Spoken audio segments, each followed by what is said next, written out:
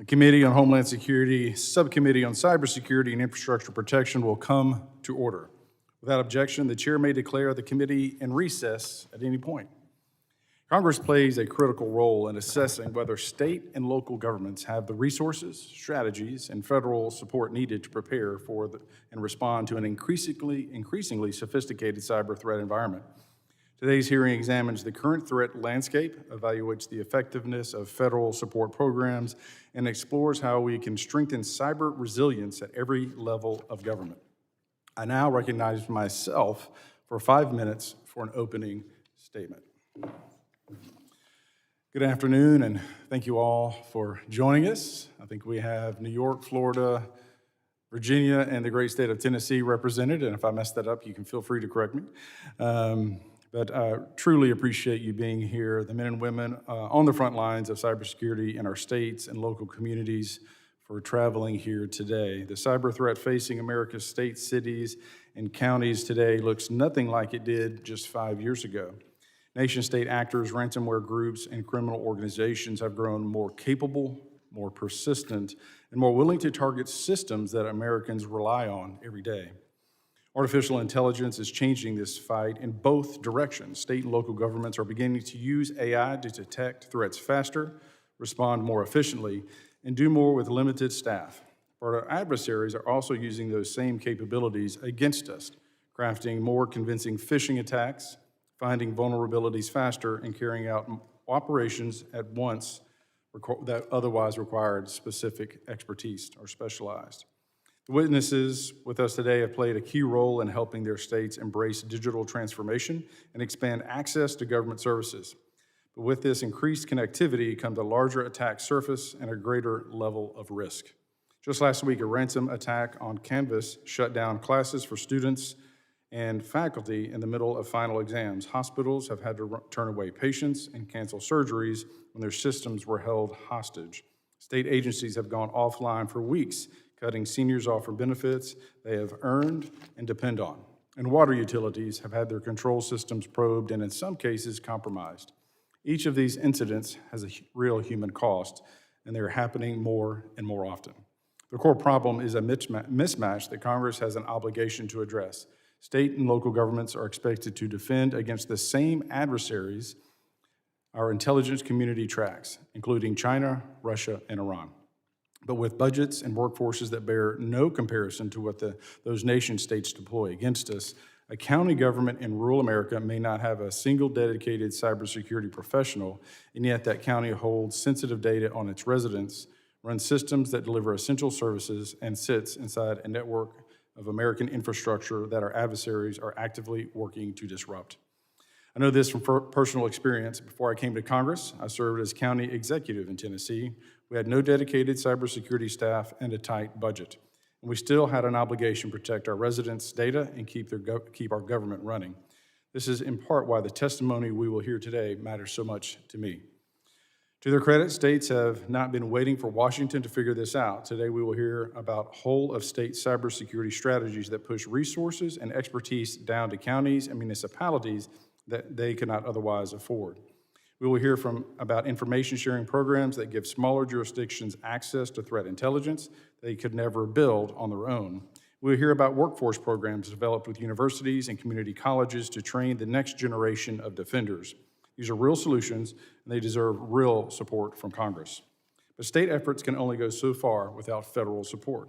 Congress recognized that in 2021 when we created the State and Local Cybersecurity Grant Program and put $1 billion behind it over 4 years. The premise was simple. A small town faces the same threats as a large city, and a rural county is not exempt from Chinese or Russian cyber actors just because it has a limited IT budget. That program helped communities that could not otherwise help themselves. Unless Congress acts, that program expires this September. We should not let that happen, and we certainly should not let it happen at a moment when the threat is growing ever worse. That is why I'm committed to enacting the Pillar Act, which we passed, and we sent to the Senate Homeland Security Committee. Reauthorization alone is not enough. We have 4 years of program history now, and we owe it to taxpayers to ask whether the money is being spent well, whether the structure is right, and whether the outcomes match the investment. Today is an opportunity to get honest answers from people who have actually run these programs. I look forward to hearing from all of our witnesses, especially Tennessee, and using that to drive our actions as we go forward. I now recognize the ranking member, the gentlewoman from Illinois, Ms. Ramirez, for 5 minutes for her opening statement. Ma'am. Thank you, Chairman. Well, good afternoon. I want to start by expressing my solidarity with the Islamic Center of San Diego and my condolences to the families of Amin Abdullah, Mansour Kasiha, and Nadir Awad, who were murdered in a horrific hate-fueled attack on the Muslim community. I want to say this because it's really important. We have to recommit ourselves to rooting out violence and hatred in all its forms. Since the incident, we've learned that the two suspects espoused hateful views about Muslims, about Islam, Jewish people, LGBTQ+ community, Black people, and people across the political spectrum. They also expressed beliefs that white people are being eliminated, echoing the dangerous white supremacist great replacement theory. I raise these details in our subcommittee because as members of Congress, we have to remember that our words matter. Words matter to 6-year-old Wade Afayumi of Illinois, who was murdered because of dangerous anti-Palestinian rhetoric. There are too many examples of children put at risk by reckless misinformation and propaganda that fuels heinous attacks. And we, as elected officials, have an obligation to hold ourselves to the highest standards, rejecting dehumanizing rhetoric and working to end all forms of bigotry so that no children, no family, no community around the country has to suffer as a result. In addition to being responsible for our words, today we address our responsibility to address cybersecurity threats facing our state and local governments. We are facing a rapidly evolving landscape. The administration initiated an unlawful military operation against Iran, a country with a track record of responding to military operations via cyber capabilities. Last month, Anthropic announced a Mythos Preview, a highly capable AI model that has proven to be exceptionally effective at identifying vulnerabilities in software and exploiting for them. And in less than 6 months, state and local governments will administer the midterm elections, a target of past foreign interference efforts.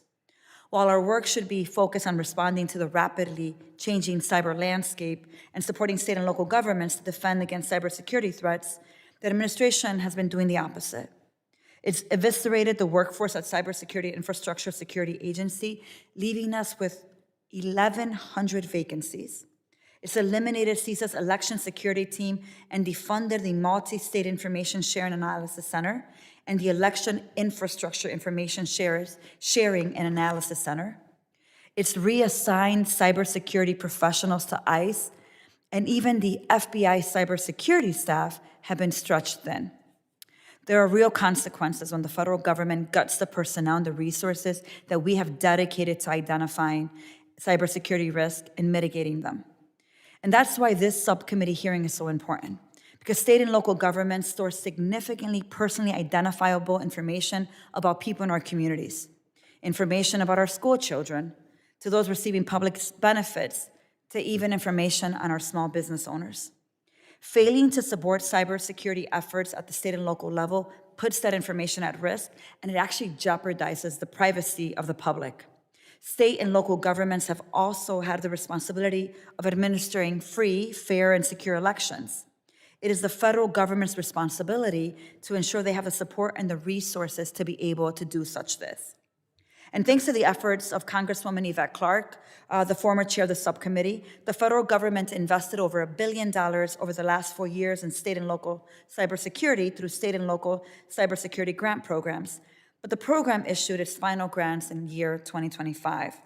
So while I appreciate the efforts of the full and subcommittee chairman to extend this important program, I am concerned that leadership doesn't have a plan to move this bill forward. The officials I've spoken to have articulated frustration that so many of the CISA personnel that they relied on for so many years and trusted no longer work at the agency. And support to the MS-ISAC and the EISAC was also eliminated. So if Congress doesn't reauthorize the state and local cybersecurity grant program, the message will be reinforcing that you are on your own. And I find that to be unacceptable. We have to change course, and we need to renew the state and local cybersecurity grant program because that is a step in the right direction. I look forward to hearing the witnesses' perspectives on this point in particular. And before I close, Chairman, I'd like to submit the following statements for the record. A statement from the Center for Internet Security, which houses the MS-ISAC. A report from the Bipartisan Policy Center, R Street, and the Institute for Responsive Government, and the Consortium for School Networking. With that, I yield back to the chairman. Thank you. Thank you to the ranking member Ramirez, and I would like, if I may, to echo her comments. We can have political, religious disagreements, but violence is never acceptable. Whether it's the attacks against the president, against members of Congress, individuals in our community, or at the mosque. So with that, we'll take a quick moment of silence.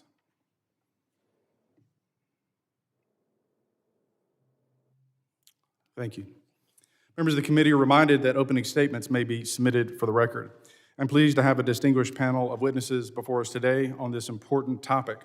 Pursuant to Committee Rule 8C, I ask our witnesses to please rise and raise their right hands.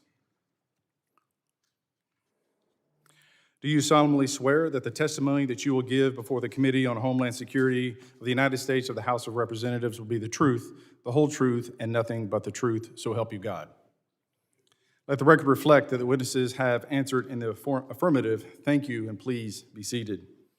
I would like to now formally introduce our witnesses. Ms. Kristen Darby is the Chief Information Officer from the fantastic and amazing and great state of Tennessee. I may have a little bias there, where she oversees technology strategy, innovation, and solutions for government services.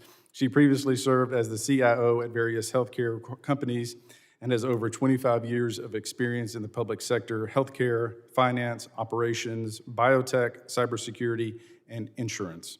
Mr. Colin Ahern, sir. Ahern, thank you, sir, is the newly appointed Director of Security and Intelligence for the state of New York, where he coordinates the state's security assets on national security and intelligence matters. He most recently served as the first Chief Cyber Officer, held cyber leadership roles for New York City, and served in the U.S. Army. Thank you for your service, sir. Mr. Warren Sponholtz is the Chief Information Officer for the state of Florida, where he leads the Florida Digital Service in modernizing IT infrastructure and strengthening the state's cybersecurity defenses. He previously served as Deputy Chief Information Security Officer at Florida Digital Service, as CIO of the Florida Department of Environmental Protection, and as a United States Marine. Also, sir, thank you for your service. Mr. Samir Jain is Vice President of Policy at the Center for Democracy and Technology, where he leads policy advocacy and guides the organization's policy agenda and strategy. Mr. Jain helps shape national cybersecurity strategy and coordinate cyber policy in various positions in the Obama administration, and he was a partner at 2 international law firms. I thank each of our distinguished witnesses for being here today. I now recognize Ms. Darby for 5 minutes to summarize her opening statement.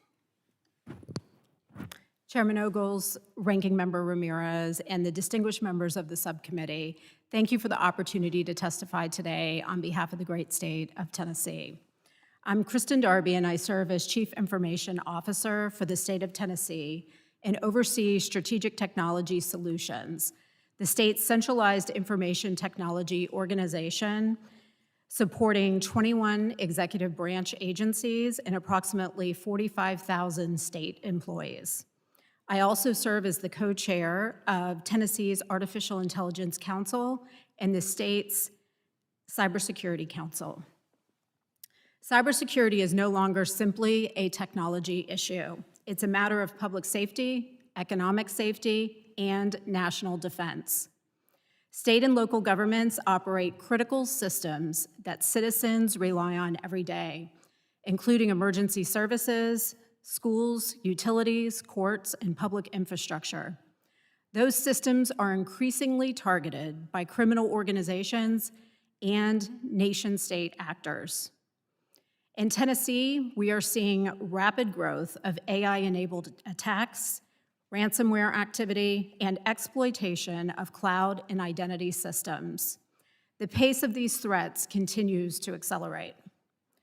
At the same time, many local governments across our state have little or no dedicated cybersecurity staff.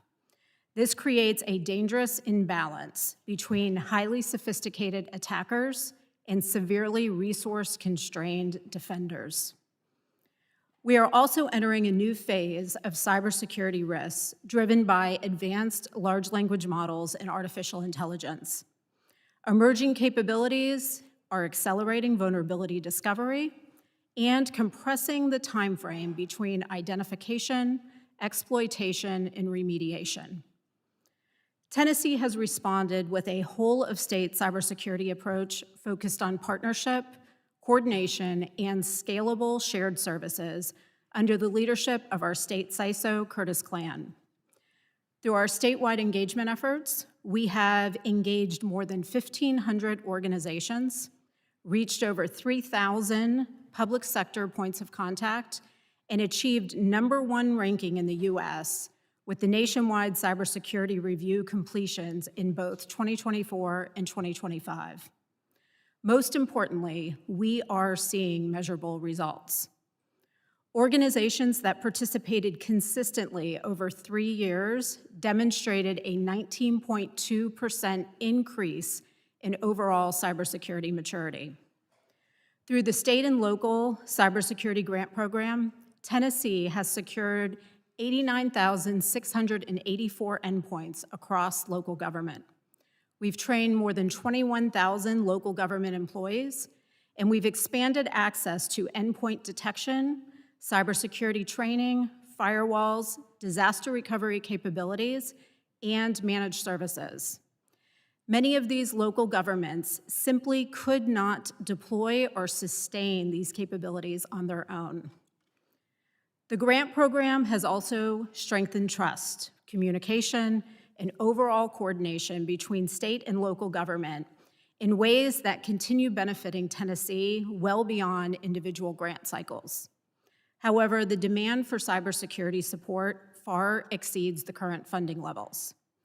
While Tennessee received approximately $21 million of federal funding across 4 grant cycles, we could have effectively utilized several times that amount to address identified needs across our local communities. Without continued funding, local governments will lose access to critical cybersecurity services. Managed protections will disappear, and the momentum we have built through the whole-of-state approach will slow at precisely the wrong time. Cyber adversaries are not slowing down, and neither can we.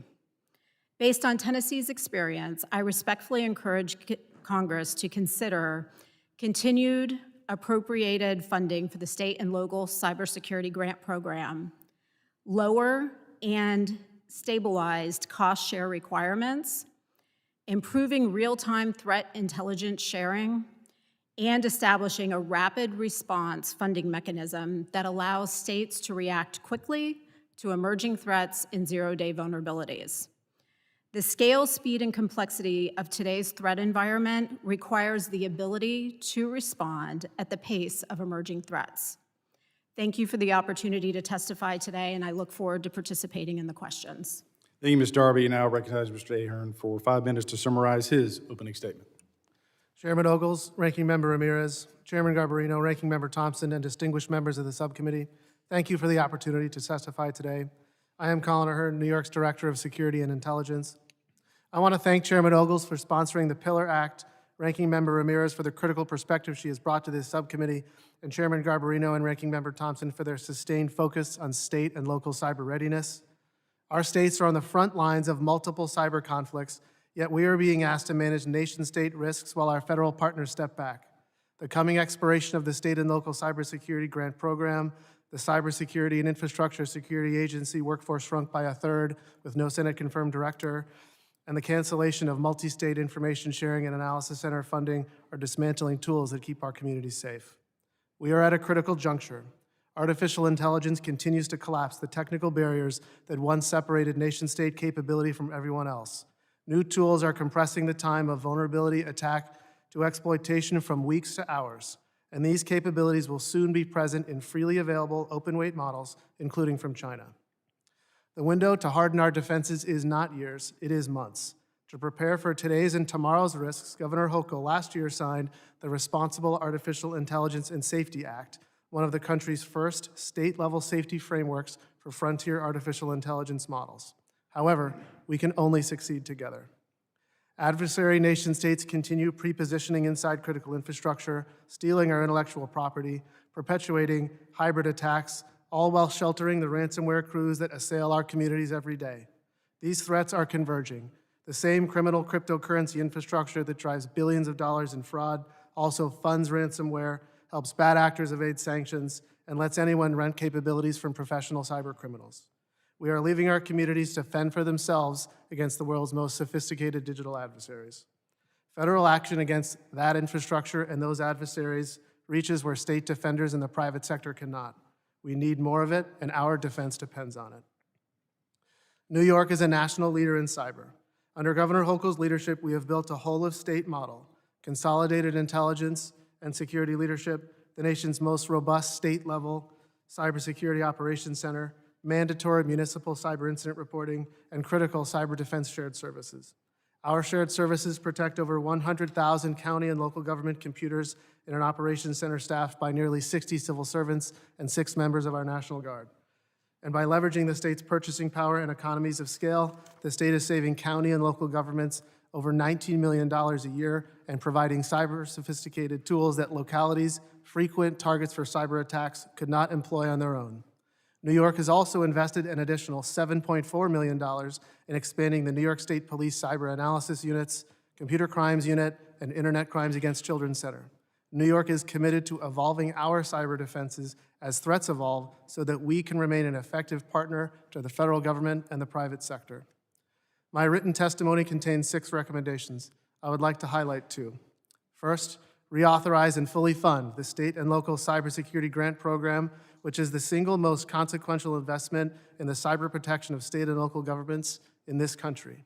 In New York, this program is currently delivering over 112,000 multi-factor authentication hard tokens to local governments and school districts. Without reauthorization and stable, long-term appropriations, the consequences for state and local cyber defense will be immediate and severe. To improve the program's impact, we should also reduce unnecessary burdens and restrictions that currently make it harder for states to deploy enterprise-grade software-as-a-service shared services over multiple years. Second, end two-tiered frontier model AI access. State and local governments protect the energy grid, the drinking water supply, the public health system, and the everyday operations of government. We cannot do that while frontier defensive AI capabilities are restricted to federal partners and a handful of large enterprises. Cybersecurity is the silent partner of democracy. When the utilities, school districts, and state and local governments that constitute the operational fabric of American life are hollowed out by cyber attacks, the institutions that support our democratic life are hollowed out with them. The recommendations in my testimony are the elements of a single proposition, that the institutions of self-government in this country are worth defending against threats that do not respect state lines or international borders, and that doing so demands a federal government that is a partner to all 50 states. New York is ready to do its part. We want and need the federal government as our partner in this essential work. Thank you. I look forward to your questions. Thank you, Mr. Hearn. I now recognize Mr. Sponholz for 5 minutes to summarize his opening statement. Thank you, Chairman Ogles, Ranking Member Ramirez, members of the subcommittee. Thank you for the privilege to speak before you today. My name is Warren Sponholz, and I serve as the State Chief Information Officer and Director of the Florida Digital Service. I'd just like to start with saying that I appreciate the subcommittee's attention on existing and emerging cybersecurity threats that face this nation every day.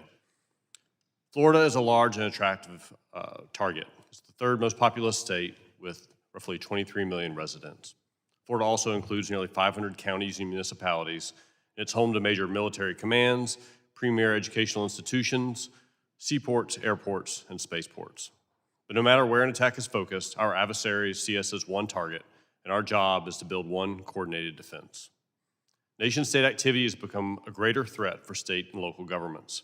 The adversarial use of artificial intelligence is fundamentally changing the speed and scale of cyber threats facing state and local governments. We are rapidly approaching an era of AI-driven vulnerability identification and rapid exploit development. Additionally, China's actions have changed the conversation around critical infrastructure. Campaigns commonly referred as Volt Typhoon and Salt Typhoon show that foreign adversaries are not only seeking data, they're positioning themselves in critical sectors in ways that would matter during a crisis. For Florida, that means we must not just monitor for obvious disruption, but also for quiet, long-term access that may be designed to remain undetected for years. This is changing how we conduct threat analysis, from long-term log retention and alerting thresholds to how we detect quiet persistence before it becomes an operational disruption. The center of that effort and a priority for Governor DeSantis is Florida's Cybersecurity Operations Center, or CSOC, housed within the Florida Digital Service. The CSOC serves as the state's central threat clearinghouse, monitors threats across the state enterprise, supports incident response, helps agencies and partners move from isolated alerting to coordinated detection and response. Threat intelligence is central to that program. Florida draws from numerous sources, including federal partners, law enforcement, multi-state coalitions, and cybersecurity vendors.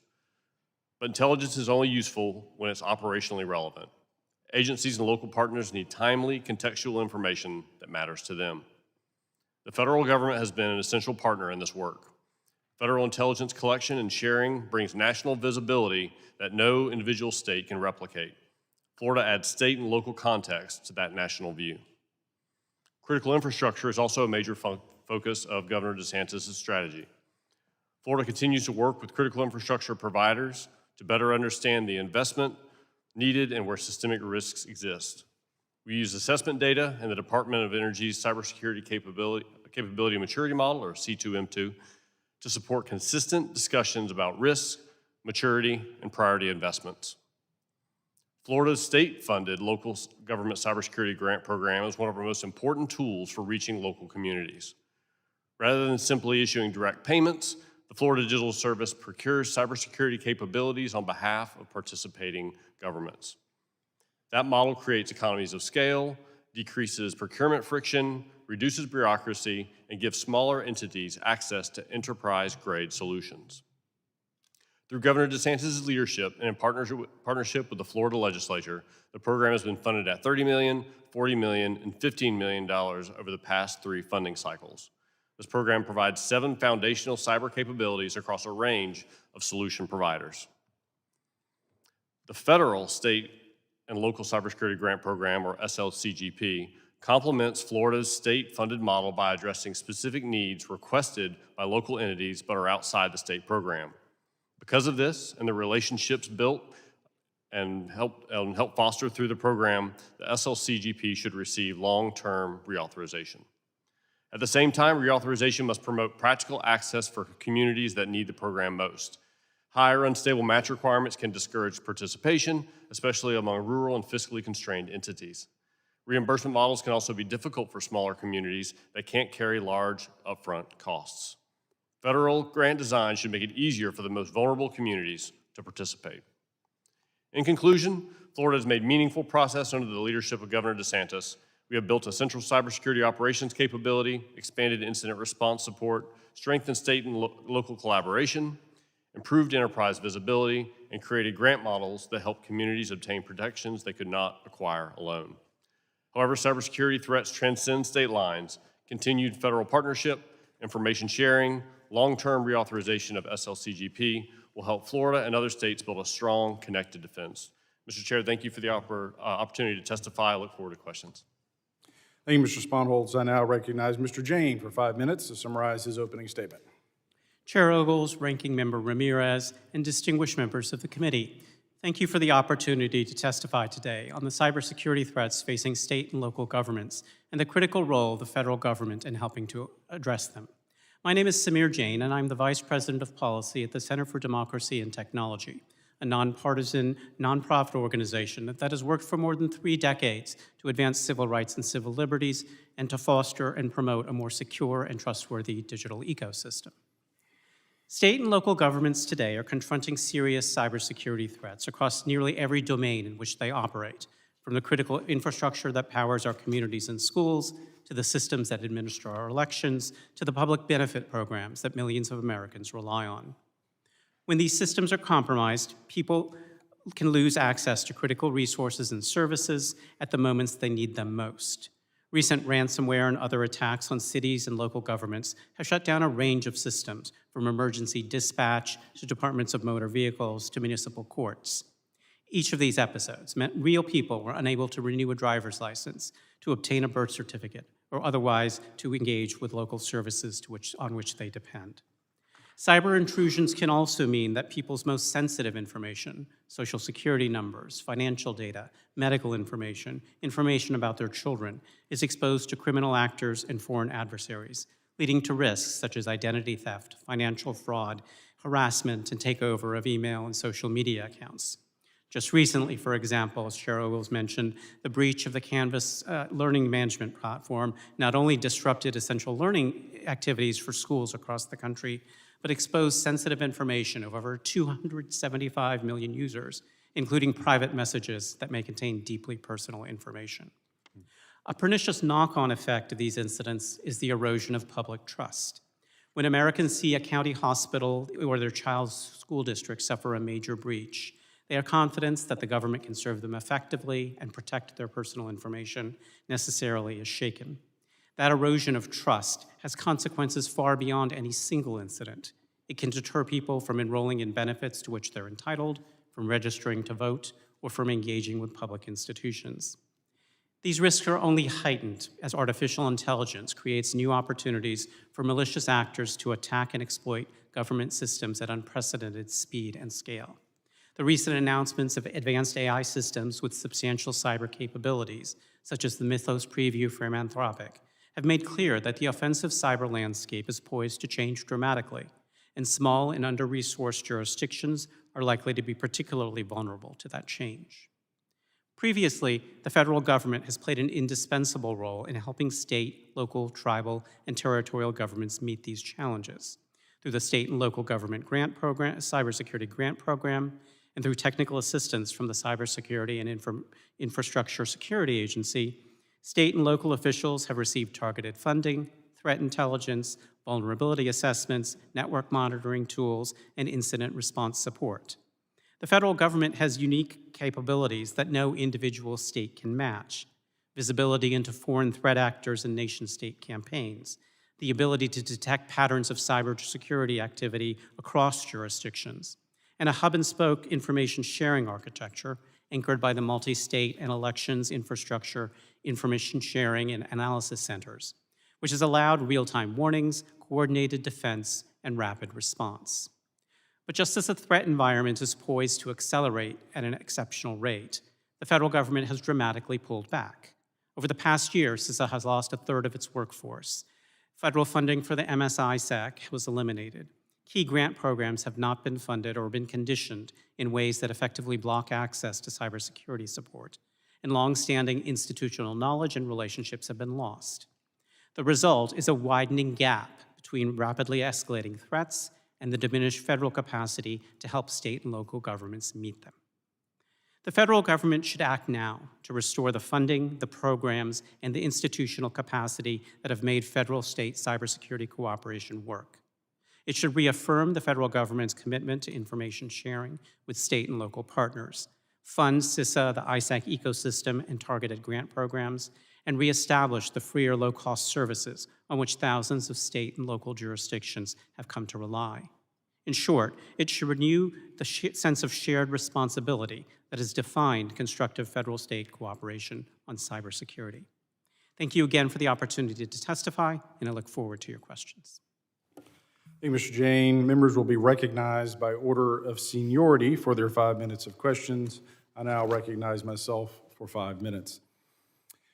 This question would be for Ms. Darby, Mr. Sponholz. The integration of AI into cybersecurity practices is increasingly important as AI-enabled attacks can continue to grow in frequency and sophistication. The National Association for State CIOs and Deloitte recently published a study that found that all but one cybersecurity officer are already using or plan to use generative AI to improve cybersecurity operations.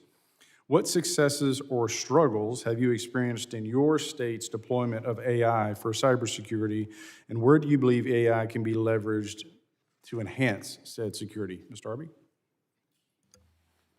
So AI has become an integral part of our operational readiness.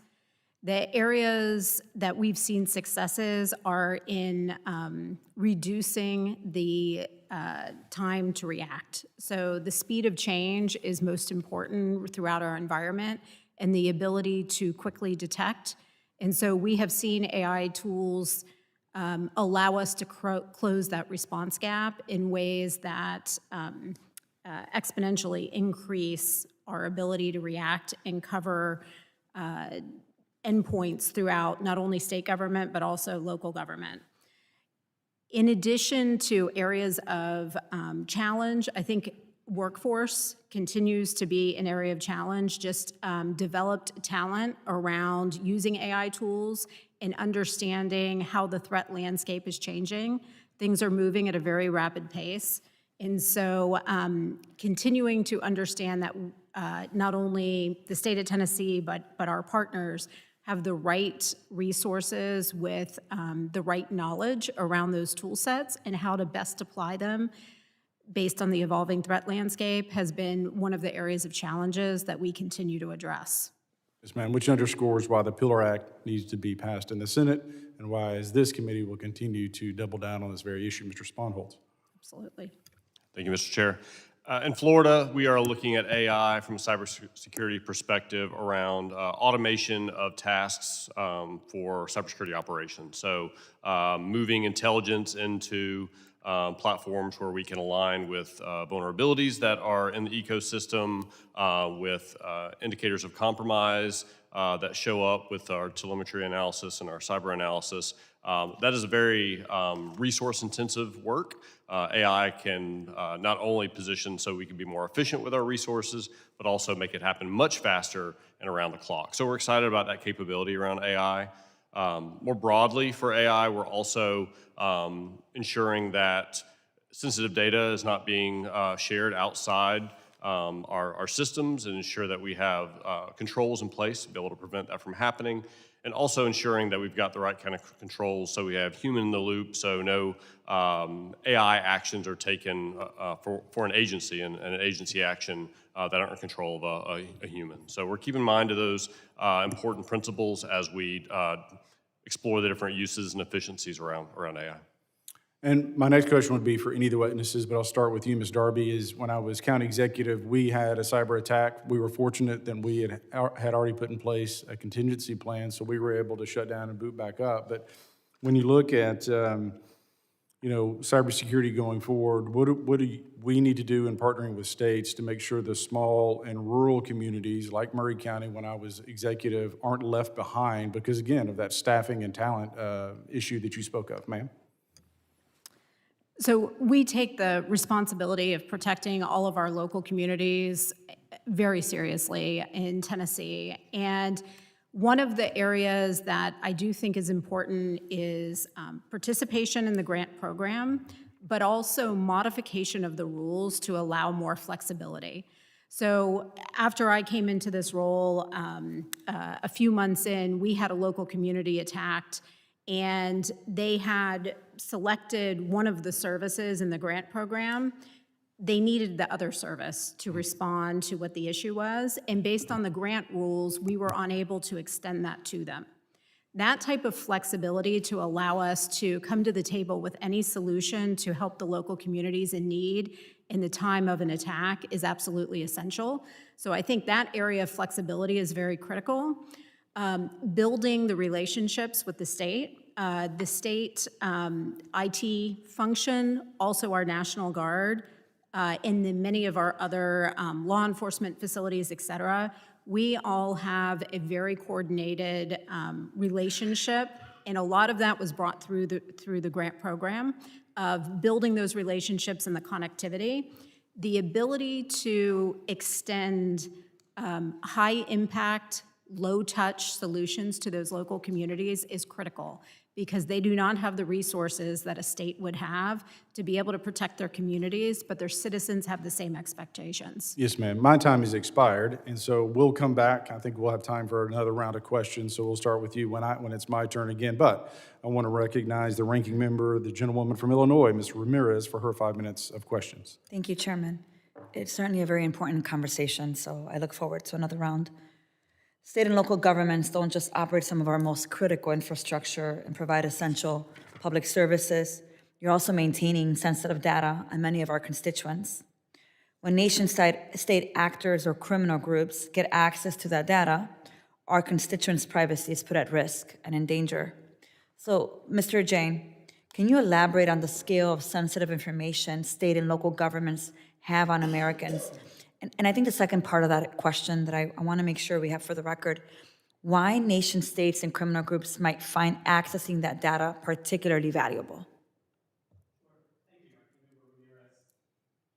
Thank you, Ranking Member Ramirez. Yeah, I mean, states and local governments have some of the most sensitive information about individuals, often even more sensitive than commercial providers have.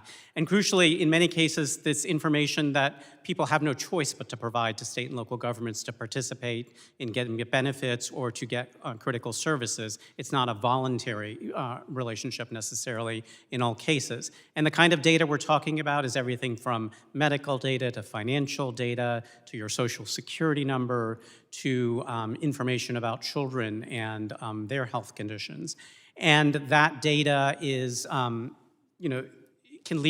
loss of that data can lead to harms from identity theft to financial fraud to impersonation. Particularly now, we're talking about AI. The dangers that AI poses are not only that it enables or makes easier intrusions, but it also enables for the use of this data in more pernicious ways. You can more easily draft authentic-sounding phishing emails to conduct fraud and engage in other kinds of impersonation using AI in ways that you couldn't before. And so, all of that is critical. And, foreign actors want that information.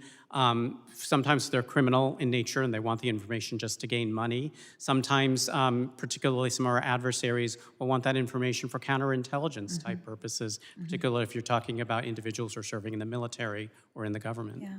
So I think I know the end. I think you started actually answering my second question, but I want to make sure that I ask it for the record. Why is it so important that the federal government increase support to state and local governments to better protect our constituents' privacy? Because right now they face a real asymmetry in terms of the resources and capabilities of the attackers, not only nation-state attackers, but with the advent of AI, the ability of even criminals to have incredibly sophisticated capabilities. And on the other hand, you've got state and local governments that lack a lot of resources and staffing in which the federal government can really help. And I assume that the other three witnesses would agree you would want to see more federal support for all those reasons. Thank you. Well, let me just wrap up on a question around election security. Under this administration, CISA has cut its longstanding election security support to state and local election officials. And while Congress has restored funding for CISA's election security programs, the administration does not agree in restoring these funds, and CISA does not intend to be the partner to state and local elections that it has been in the past. So, Mr. Jain, this question's for you, and then I have another question for the rest of the folks here. What is the impact of CISA cutting support for election security? I think it's quite critical impact for the similar reasons that we're talking about. Election officials, which include, in many cases, just very local jurisdictions that lack a lot of resources or lack staffing, facing attack. Election systems are attractive targets for nation states. And without those kind of security support, the integrity of our elections are potentially at stake. And even whatever, there's obviously a lot of disagreement around elections and some of the politics around it, but we should all be able to agree that we don't want nation states or other foreign actors interfering in vote counts, voter registration databases, and the like. Right. Well, thank you, Mr. Jain. So, Ms. Darby, Mr. Ahern, and Mr. Spanholtz, what are your states doing to ensure your elections are secure this cycle? And I'll start with Ms. Darby. So the election systems are outside of my scope of responsibility, so I can't speak to that directly. Mr. Ahern? The State Board of Elections administers elections. We're a home rule state, so county and New York City administer elections. I'll say a couple of things. Number one, with the Federal Bureau of Investigation, the Department of Homeland Security, as well as the New York State Police, and the New York State Division of Homeland Security and Emergency Services. We run from primary day through election certification, a secure election center in person in multiple locations around the state. We have a deep and long-standing relationship with the Center for Internet Security, which houses both the Multi-State Information Sharing and Analysis Center, as well as the Elections Information Sharing and Analysis Center. And we're deeply committed to ensuring that the fully auditable paper ballots which exist in New York State, that people are confident in the election, they're confident in the results, and they're confident. Thank you. My time is up. If we do that next round, we'll go to you. I appreciate it. Thank you. I yield back. Gentlewoman yields back. I now recognize the gentleman from Florida, Mr. Jimenez. Thank you very much, Mr. Chairman.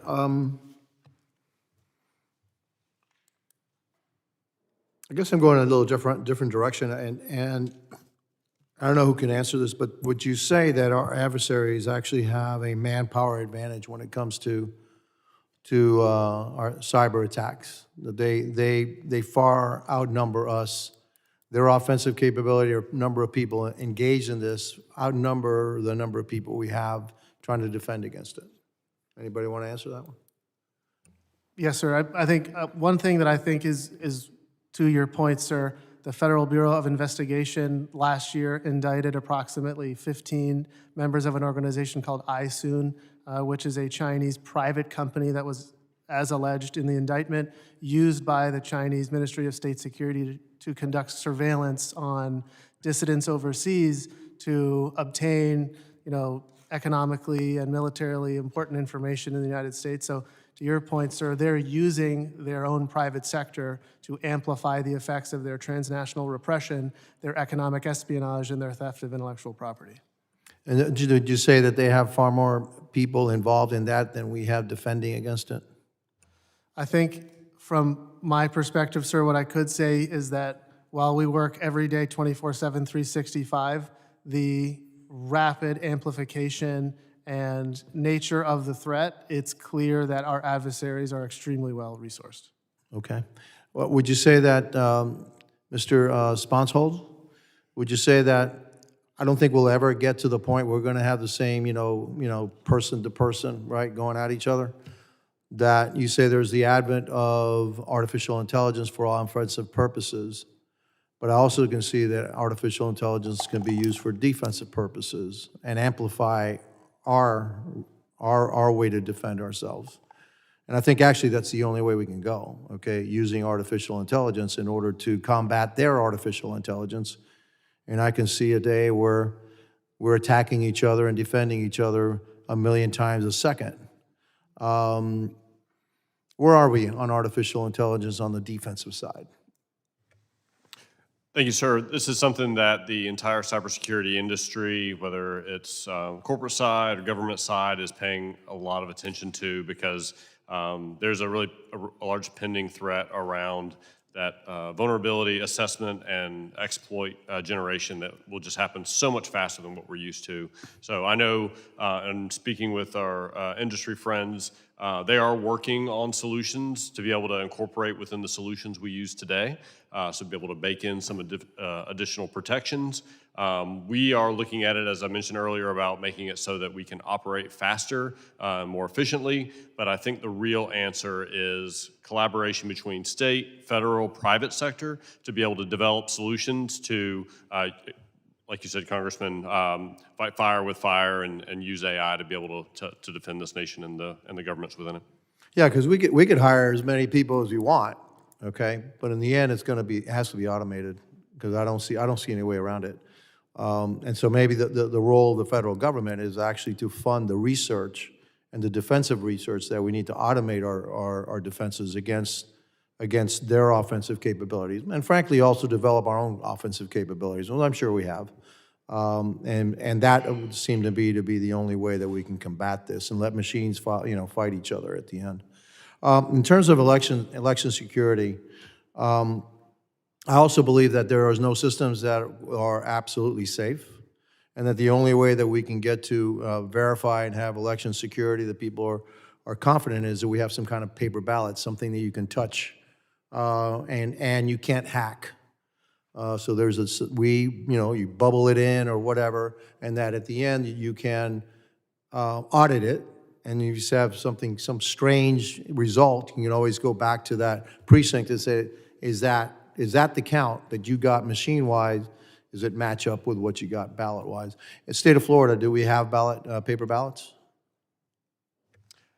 I can't confirm or deny that, Congressman. I know the state focuses a bunch of attention through Department of State on non-repudiation, in terms of elections, but I just don't have that information, but I can find out and get it to you, sir. In the state of New York, you have paper ballots? Yes, sir. That's good, excellent. So we need to make sure that all 50 states have paper ballots, and that way it's the only way that we can guarantee, absolutely guarantee, that we have election integrity, because if there ever is a question, you go back to the good old-fashioned paper ballot and count them by hand. Thank you, and I yield back.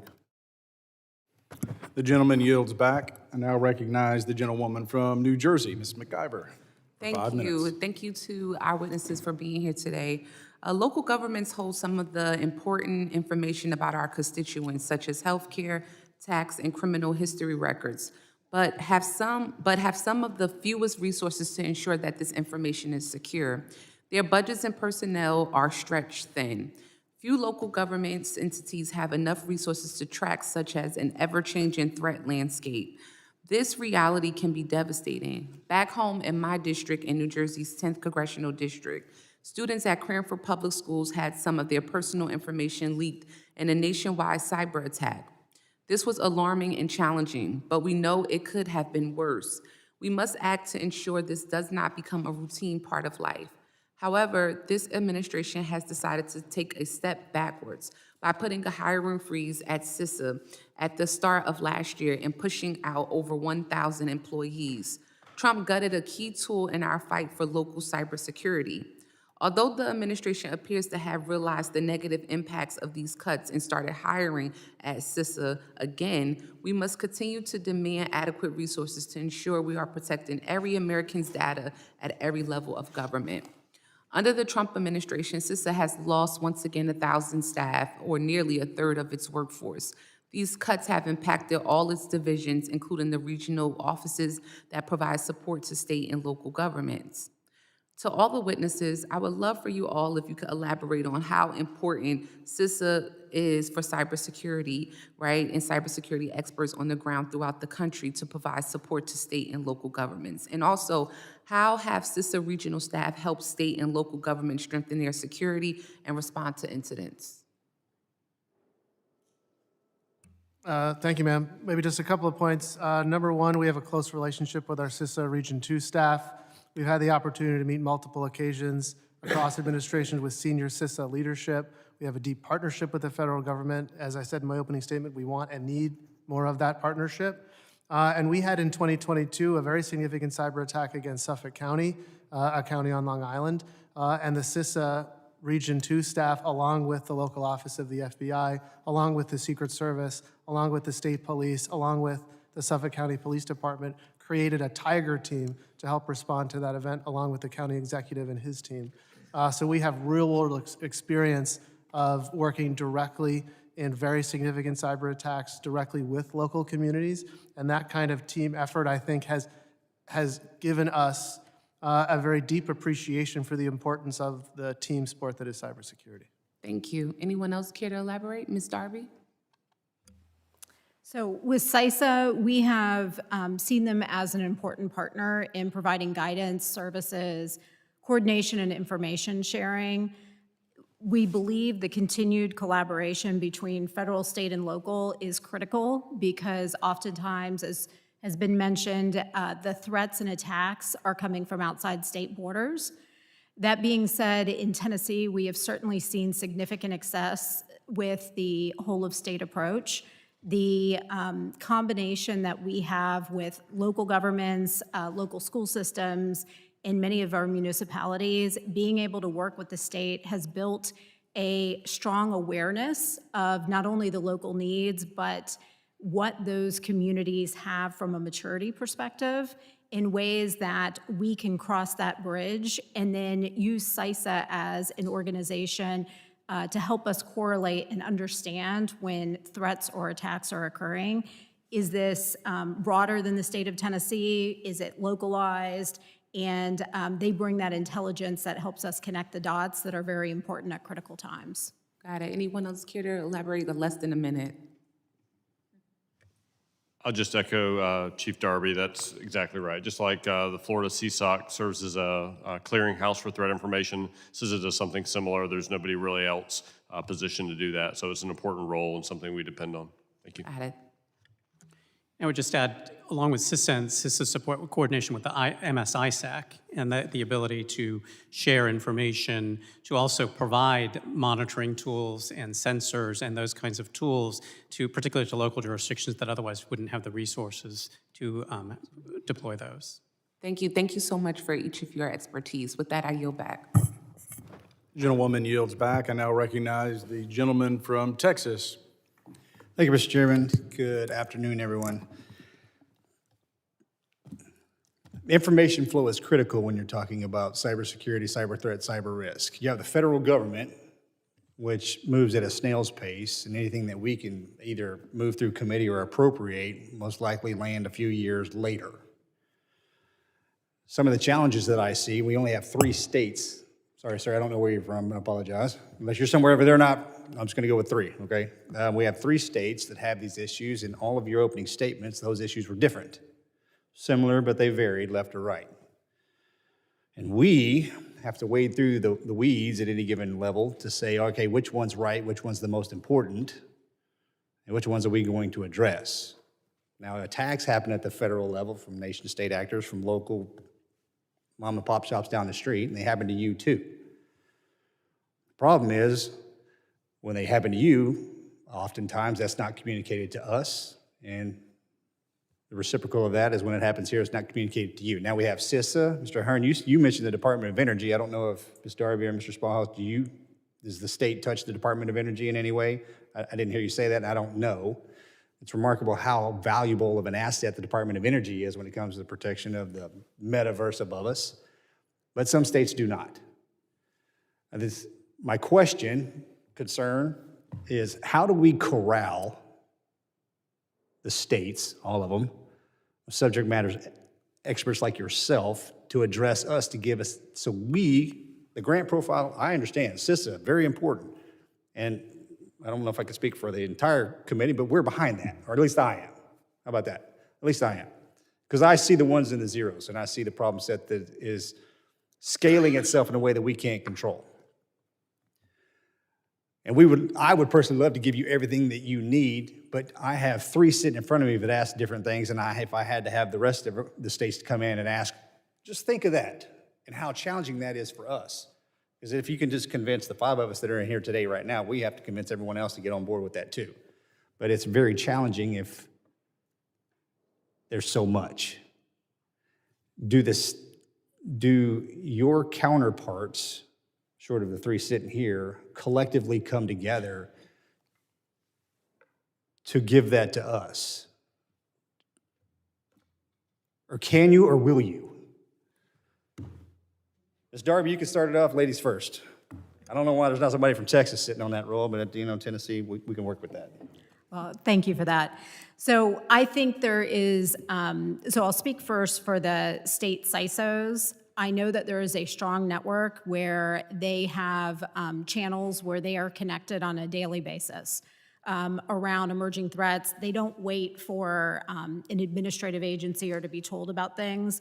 There is certainly that informal information sharing going on in a way that we're all Americans and we're going to make sure we're all protected regardless of state borders. And we recognize that those threats don't necessarily follow certain judicial jurisdictions, and so with that, I think the relationships and coordinations that happen informally are often more timely and more valuable. It's not to say we don't need the other coordination, because everyone has more formalized areas of information gathering that's being provided, but those informal networks that have already formed through the opportunities for collaboration across, whether it's chief information officers or CISOs, has been extremely valuable. How about this? If I was to ask the 4 of you, how do we fix this problem right now? Would the response you're going to give me would be money? I think, Because sir, you ask for it every, I'm not wire brushing you, please, but that's what we ask for every year, and every year this problem gets worse. I think, sir, there's two challenges that the committee has recognized that I think we see at the state level as well. One is the shrinking of CISA's capability, attenuating the operational coordination that we undertake through both formal mechanisms like the state fusion centers. Ours is called the New York State Intelligence Center, based in East Greenbush, New York. There are 50 analogies around this country. They have representatives from the FBI, the Secret Service, the alphabet soup. And so we, obviously ensuring that CISA is, authorized and resourced to continue to conduct that mission. So I have 7 seconds, and I apologize, Mr. Chairman, but if every state went directly to CISA, and CISA was one sitting in front of us saying this is exactly what every single state needs, that might be a profound leap in the right direction. Does that even remotely sound like a good idea? I guess not. Thank you, Mr. Is that Chairman. okay, Mr. Chairman? All right, thank you. You question about how do we get consensus? How do we really understand the problem? 50 states. I would leverage some of the great communities we have, like through NASCIO, the National Association of State CIOs. There's great communities of practice within NASCIO, including the CISO community. So to be able to get somebody working like from CISO with NASCIO to help form some consensus on direction, I think may be a path forward. Do you see how wide this net is being cast just in the conversation that we're having right now? I mean, again, and I don't know the best way to answer it. You're the subject matter experts, but you just threw another acronym and an institution at me that I have never even heard of. And we have to wade through that in order to give either appropriated or regulated, correct? Thank you. I apologize. Thank you, Mr. Chairman. The gentleman from Texas, Mr.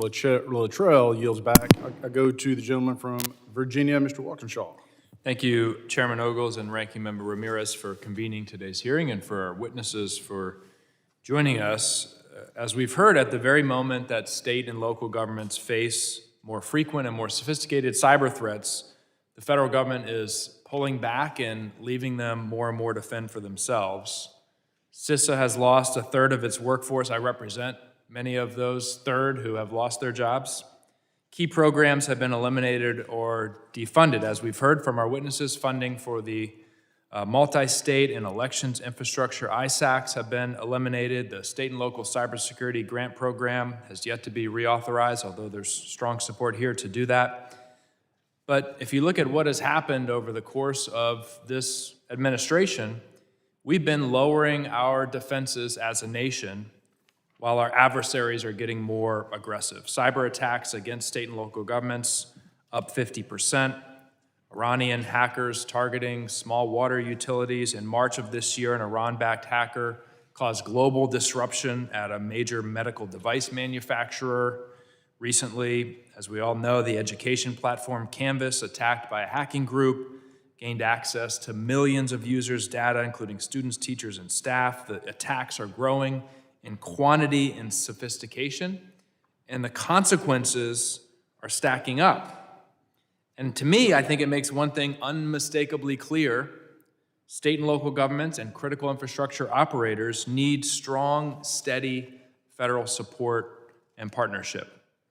And instead, we've seen the Trump administration walking away, abandoning these communities who are on the front lines of the threats. And I just want to ask about some of that. When CISA cut support for the MSISAC, they said there would be a, quote, new model. Mr. Ahern, can you talk us through what that new model is that CISA developed when they eliminated support for the MSISAC? I have not been made aware of that new model, sir. There isn't a new model. The new model is governments that want to participate can pay to participate. They offered no new services or new structure, became a payment-based model. And Mr. Jain, just under that new model, there's a risk that some jurisdictions maybe lose access. Maybe they can't afford to. They have a tough budget year. I've been in local government, happened to be in one that would have the resources in most years to pay whatever the fee might be, but those jurisdictions that might not have the resources to pay the fee to participate, do you say they're more likely to be in urban areas or rural areas? I think it may vary. I think rural areas in particular, but what's particularly unfortunate about that is it's the jurisdictions that most need the help that are least likely to be able to afford. Smaller jurisdictions. Right, the smaller jurisdiction, because if they don't have the resources and the money to join the ISAC, they probably also don't have the resources and the money to, to buy equipment, to buy network monitoring tools, to have cybersecurity staff. So in some ways, it's the ones who need it the most are the least likely to be able to get it as a result of that model. Mr. Ahern, in March of 2025, the administration said that the Critical Infrastructure Partnership Advisory Council no longer met department priorities. Can you just talk us through in 1 minute what that was and what capability or capacity is lost with the elimination of that council? Yes, sir. In short, the Critical Infrastructure Partnership Advisory Council was a formal collaborative environment between state, local government, and the private sector. And we believe, as part of this effort, we should reestablish that body. We should bring in the cloud and other service providers on which state and local governments so dearly depend, because those environments and that partnership framework is critical for ensuring that we have a continuous and accurate representation of the risk that these providers place to our government. Thank you. And I just, I really appreciated Mr. Luttrell's line of questioning and his concern that sometimes everything sounds like it's going to cost money, cost money, cost money. I would submit to my colleagues that one of the most cost-effective things we can do at the federal government level is play that convening role. There is no other entity that can as effectively bring together governments, the private sector, experts to share information and develop solutions together. I think that's a really, really good bang for our buck, and we're losing something with the elimination of that. Thank you. The gentleman yields back. I recognize the gentleman from New York, Mr. Lillotta. Thank you, Chairman. I agree with the gentleman from Virginia. We should do more about that. Mr. Ahern, how you doing? Good to see you again, sir. You're from New York? Yes, sir. And in 2022, you were appointed New York's first cybersecurity officer. Yes, sir. And you were recently promoted to the Director of Security Intelligence in the Governor's Office. Yes, sir. So you're in charge of cybersecurity in the great state of New York. That's correct.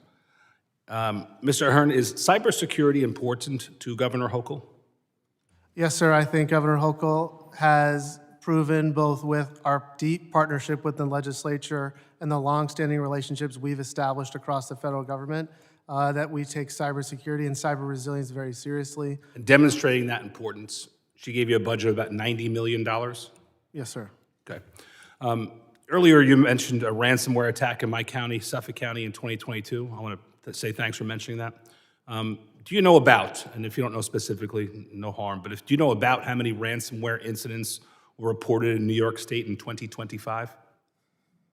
The numbers that I have is that the total complaint volume, according at least to the FBI's Internet Crime Complaint Center, was approximately 45,255. You're very well prepared, sir. Thank you.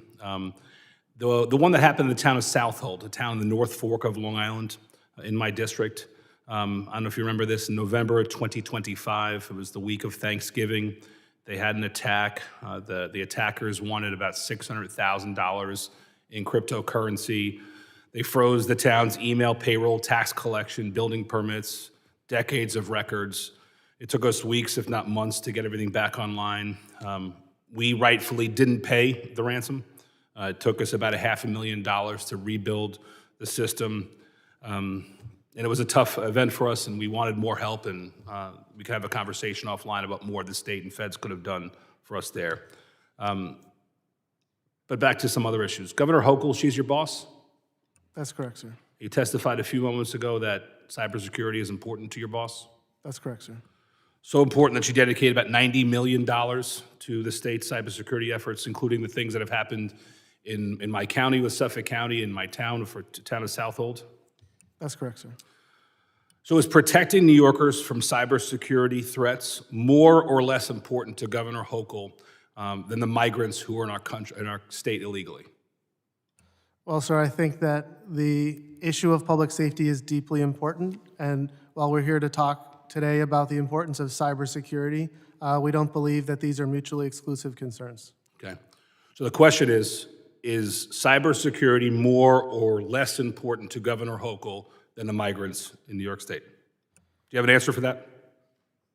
Sir, I think what is important is emphasizing the deep partnership we have with the private It's okay. sector. I'll take it as a no answer. That's fine.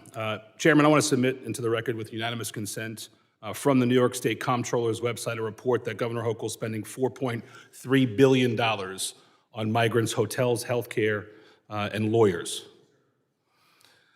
So she's spending $4.3 billion on the migrants, and she's spending $90 million on Social Security. We enumerated at least 2 incidents in my district that are important to my law-abiding citizen constituents who pay a lot of taxes. You pay taxes, sir? I do, sir. Pay state taxes? Yes, sir. You know that we have the worst state tax climate in the entire nation? Sir, I think that, Just yes or no. Do you know that New York is dead last? I did not know that, sir. Okay, no. unfortunately, it happens to be true. And yet, despite this issue, and we're here talking about important issues, the gentleman from Virginia makes a good point that we should all be doing more, and you're here to ask for more money. The challenge that we have here is that your governor is spending 48 times more on the migrants than we're spending on cybersecurity to protect law-abiding citizens. Is that an issue for you? Sir, I think that the issue of cybersecurity is deeply important. I think the issue of public safety is absolutely essential, but we don't believe that these are either mutually exclusive concerns or should be set in opposition to each other. Sure, but our budgets are reflective of priorities. Plenty of politicians that have said that. Our budgets are our priorities. But when you're spending 48 times more on the migrants than you're spending on protecting law-abiding New Yorkers, that's an issue. Have you read recently about the governor giving Mayor Mondami $4 billion to bail out his state budget? Yes, sir. Okay. And you know the mayor wants to have free buses and government-run grocery stores and all this other nice socialist stuff in New York City. Are you aware of that? I am aware of the comments about the mayor's priorities, yes, sir. Okay. So 40 times more towards New York City's government-run grocery stores and the free buses and all the other socialist wish list, 40 times more money to that than to cybersecurity. So I'll ask you, what's more important to Governor Hochul, Mondami's socialist agenda or protecting New Yorkers from the next cybersecurity attack? I think, number one, sir, that the issue of cybersecurity and the resilience of our infrastructure. 40 times more money to one thing than the other. Is socialism more important to Governor Hochul than protecting New Yorkers from the next cyber attack? The issue 40 of times more money. public safety, 40 sir, times the amount of money here than over here. Which is more important? the issue of public safety is deeply important to our communities, and the Chairman, I yield back. cybersecurity of our communities is essential. Gentleman yields back. So we'll have time for additional questions, and so I'll pick up kind of where we left off, and just kind of to summarize, duly noted, really from everyone, but specifically Ms. Darby, Mr. Jane, about the lower match, in particular for the rural, poorer communities, grant flexibility, a response fund, and like a zero-day type apparatus. But picking up with you, Mr. Hearn, when you look at rural communities, small communities, how do we specifically address them not being left behind? I think, number one, sir, it's the shared services that each one of our panelists have commented on. As you know, my colleagues from both Tennessee and Florida have mentioned, the ability of using whole-of-state cybersecurity shared services to make sure that we can substantially mitigate both the cost and the complexity of deploying these tools is essential. One of the things I think that we've all found is through the grant program's current structure, it is harder to do that, and we should make that easier. I think the comments from the gentlewoman from Tennessee are very important in considering how that might be done. We share those concerns. And number two, we found that by engaging in statewide contracting, we're able to bring down the cost of those services. And one example is we saved county and local governments $19 million on one part of our shared services. And just recently, by going with a whole-of-state grant program, much like my colleagues, we're able to bring down the cost of multi-factor tokens by approximately 21%. and that wouldn't be possible for a county or a local government in some cases to cover that match requirement. So because we could lower the cost, we ended up being able to cover the cost share requirement as a state within the state budget. And so that could, enable us to cover even more entities that would not be able to participate before. Well, and on that note, as my colleague from New York, obviously very passionate about the budget, is, making sure that states are actually paying their fair share. And so you have a large state like New York that is, the states set their priorities, right? Obviously, cybersecurity is an important issue. And so as we go, that's really the challenge we face is, I'm sensitive to the small rural community aspect because that's where I was a county executive and we experienced a cyber attack and we have a very forward-thinking leader, quite frankly, on cybersecurity in Tennessee and Bistarby. But then we've got to figure out a way that we're helping the rural communities without propping up some of the big cities. And so that's the challenge we face today as we go forward. And so to you, sir, Mr. Sponholz. Thank you, Mr. Chair. Completely agree. Our strategy in Florida has been to focus on the rural communities and the fiscally constrained communities, whether that be the state program or the federal program. Definitely prioritize them as well as our critical infrastructure assets throughout the state, recognizing that they have difficulties being able to buy some of those kind of solutions that are critical to protect their information systems. And I'll just add on what Mr. Ahern was talking about in that not just driving down the cost, but a lot of times some of these solutions, the rural and smaller communities are too small to even be able to purchase some of these solutions, right? So some of these solutions expect larger implementations and larger sales, and unless it's done through some larger purchasing mechanism, they won't even work with some of these smaller communities. So multiple benefits. We've seen tremendous savings through bulk purchasing, 4-to-1 savings last year, which was just something that was really amazing for the state to be able to cover more local entities through our grant programs. Mr. Jain? And I think I would add, in addition to money, a lot of these jurisdictions lack staffing, lack the expertise and staffing. Now, part of that is not having the money to hire people, but it also means this is where CISA can really make a difference in terms of being able to provide expertise to the local and rural jurisdictions to do things like conduct penetration testing and identify particular vulnerabilities that their systems may face. And so I think this is a place where, CISA, where having the ability to join the ISAC without having to pay for it and to gain the benefit of that kind of intelligence and threat sharing is also critical. All right. What we'll do is I'll yield back. I'd like to recognize the ranking member, Ms. Ramirez, for 5 minutes. Thank you, Chairman. I want to just respond for a moment regarding budgets being moral documents. I couldn't agree more. Budgets are moral documents. And spending $1 billion on a ballroom, which is what the president wants, or $1.7 billion to incentivize insurrectionists, while we still are waiting for the reauthorization of this critical grant program, says a lot about where priorities are right now with this administration. I just want to make sure for the record that we state that. While it's really easy to start blaming immigrants for everything, I think that at the end of the day, we have to ask ourselves, those of us that are actually prioritizing and have the influence over budgets, prioritizing ballrooms and incentivizing insurrectionists, while cybersecurity is not being funded at the levels necessary, says a lot about where our leadership is. With that, I want to come back to the conversation here. Rapid advances in frontier AI models are reshaping the cybersecurity landscape. We've heard from your own testimony today what is happening and the threats and the impact that your own respective states are having. For many state and local governments with limited resources, this creates many new challenges to defending your networks. Mr. Jain, what are potential risks frontier AI models pose to state and local governments and their constituents?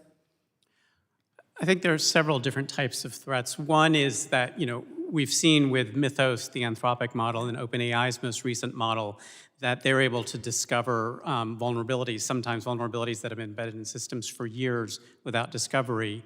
And if those kinds of capabilities get in the hands of other nation states or criminal actors, then they can identify vulnerabilities in state and local systems perhaps more quickly than those jurisdictions are able to patch them or to address them. And so there are more vulnerabilities that could be exploited and can be exploited much more quickly than has happened in the past.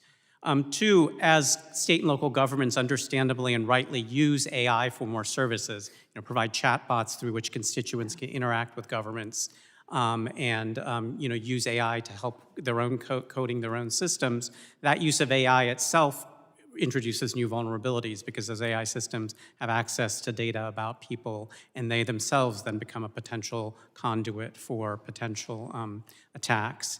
And then the third point I'd make, which I mentioned earlier, is that AI also allows for more efficient and more damaging exploitation of the data that does get taken in a breach. So it becomes much easier to draft, very authentic phishing emails or to impersonate people using AI, generative AI to create those things. And so it makes the consequences and the harms of the breaches even worse when the bad actors have AI. Yeah. So my last question comes back to Mr. Ahern. What is your state need from the federal government and from AI model developers to better secure your networks? I think number one, we want the reauthorization of this grant program. As has been said before, we think it should be more straightforward to use them for shared services. Number two, we think that the cuts to CISA should be reversed. We think that some of the important convening mechanisms, as the representative said, are deeply important, and there isn't another secret team that can do that convening. The Office of the National Cyber Director, the Cybersecurity Infrastructure Security Agency, and the federal government is the essential partner in ensuring that we remain united against these threats. Thank you. So I heard you say the reauthorization of the grant program, that the cuts to CISA be reversed, and that we be the ones that are convening public and private partners to ensure that cybersecurity is top priority for us. Thank you. With that, Chairman, I yield back. The gentlewoman yields. I'd like to recognize the gentleman from Virginia, Mr. Walkinshaw. Thank you, Mr. Chairman. I'm sorry Mr. Lalotta left, but Mr. Ahern, during Governor Hochul's tenure, has the budget in New York for cybersecurity gone up or down? Up. Okay. Do you know what CISA's budget was in FY 2025? I do not, sir. Okay, it was $3 billion. Do you know, or any of our panelists know, what President Trump requested in his budget for CISA in fiscal year 2027? $2 billion. So we are looking at a cut in a one-third cut in federal funding for cybersecurity. And as the ranking member noted, if President Trump gets his way, in all ways, we'd be spending $1 billion for the ballroom, $1.8 billion for the January 6th slush fund, $2.8 billion just on those two items, $800 million more than his total commitment to cybersecurity. I'm sure Mr. Lalotta knows those numbers as well. I did want to ask all of you, I think one of the challenges we have in this conversation is how do you measure success? And it's certainly a challenge we've had in federal agencies. And typically the numbers we hear, we've heard some of it today, the number of attacks has increased, right? As 50,000 attacks in New York or millions and millions of attacks. I don't know if that's a useful number other than to help us understand that the scope of the challenge is significant. But I'm interested for each of you in your respective states, Ms. Darby and Mr. Ahern, Mr. Sponholtz perhaps. How do you measure success? How do you determine whether your cybersecurity posture, set aside the attacks that come in maybe out of your control, but how do you measure whether your posture is stronger today than it was yesterday? Maybe we'll start with Ms. Darby. Thank you for the question. So in Tennessee, we have specific outcomes around every measure. So it's number of endpoints protected, It is cybersecurity training, and is that reducing, whether it's phishing attacks and resulting attacks as a result of that. So we have specific outcomes where we focus on each of those. One of the other areas that I would just offer in reflection of what's been discussed here today is we've all expressed our desire for the grant program to be renewed and believe it has provided significant value, but it was designed 4 to 5 years ago, and the climate has transitioned and changed. I do believe scarcity often ignites innovation, and using this as an opportunity that if the grant program is renewed, do we look at different ways to identify what those outcome measures are that you're asking about, but also look at, for a central convening organization, I think it also provides an opportunity to bring together national experts in ways that can help all the states leapfrog the capabilities that AI has introduced. We are all trying to figure out how to pivot traditional operations to future, and there's a real opportunity here to do things differently. Thank you. Mr. Ahern, metrics of success for you all? Yeah, I think number one is we know that bad things are going to happen. There's adversaries on the other side of the world, on the other side of the keyboard. But number one from us is the time from detection to confirmed remediation. And just one statistic we shared in our testimony, with the state's shared services program, when you're within the state's program, it is 37 minutes from detection to confirmed remediation on average. Whereas without that shared services enabled in part by this grant program, it is 2,880 minutes or 2 full days. And that's the difference between using automation, cloud-delivered services, 24/7 Security Operations Center to... Obviously, the attacker can do a lot more damage in that much longer time period. Yeah, okay. Mr. Sponholz. Yes, thank you for the question. So just briefly, a couple ways beyond what's been discussed already is being able to measure the impact of an incident where we have protections, right? So we expect that where we have better protections, better solutions, better training, we're gonna have reduced impact and effects to the organization. A little bit easier to measure, a little bit more difficult to measure, but something that's important to see how well our controls are working. And then secondly is time to provide contextualized information to locals and state agency partners. So if we find something, getting that information to them as quickly as possible with good context on what the problem is, why it matters to them, and how they need to remediate. Thank you. If the chairman will allow, Mr. Jain, if you have any thoughts on that? The only other thing I'd add is another measure of success is really to what degree are constituents being harmed or not harmed in terms of are they suffering identity theft or some of the harms that can come from theft of personal information, to what degree are critical services offline and not available to them over the course as a result of a cyber attack. So I think looking at it from the point of view of constituents and consumers and what harms they are or aren't suffering and minimizing those is really an important measure of success. Okay. Thank you. Yield back. You know, John Quincy Adam loved the House of Representatives because it's where you argue and debate. And so we can argue about the numbers. You know, the House appropriation for CISA's FY27 is $2.5 billion. There's an $185.8 billion cut over this 26 fiscal year. There is a 5.1 million specification there for additional security advisors and specifies 53 personnel in particular. So that being said, to the idea of scarcity. So we're seeing cuts, and we can agree or disagree whether that's a productive thing. But we also know that government can't do this alone, that we need to have integration with the private sector and some of these NGOs that dabble, if you will, or pioneer in AI.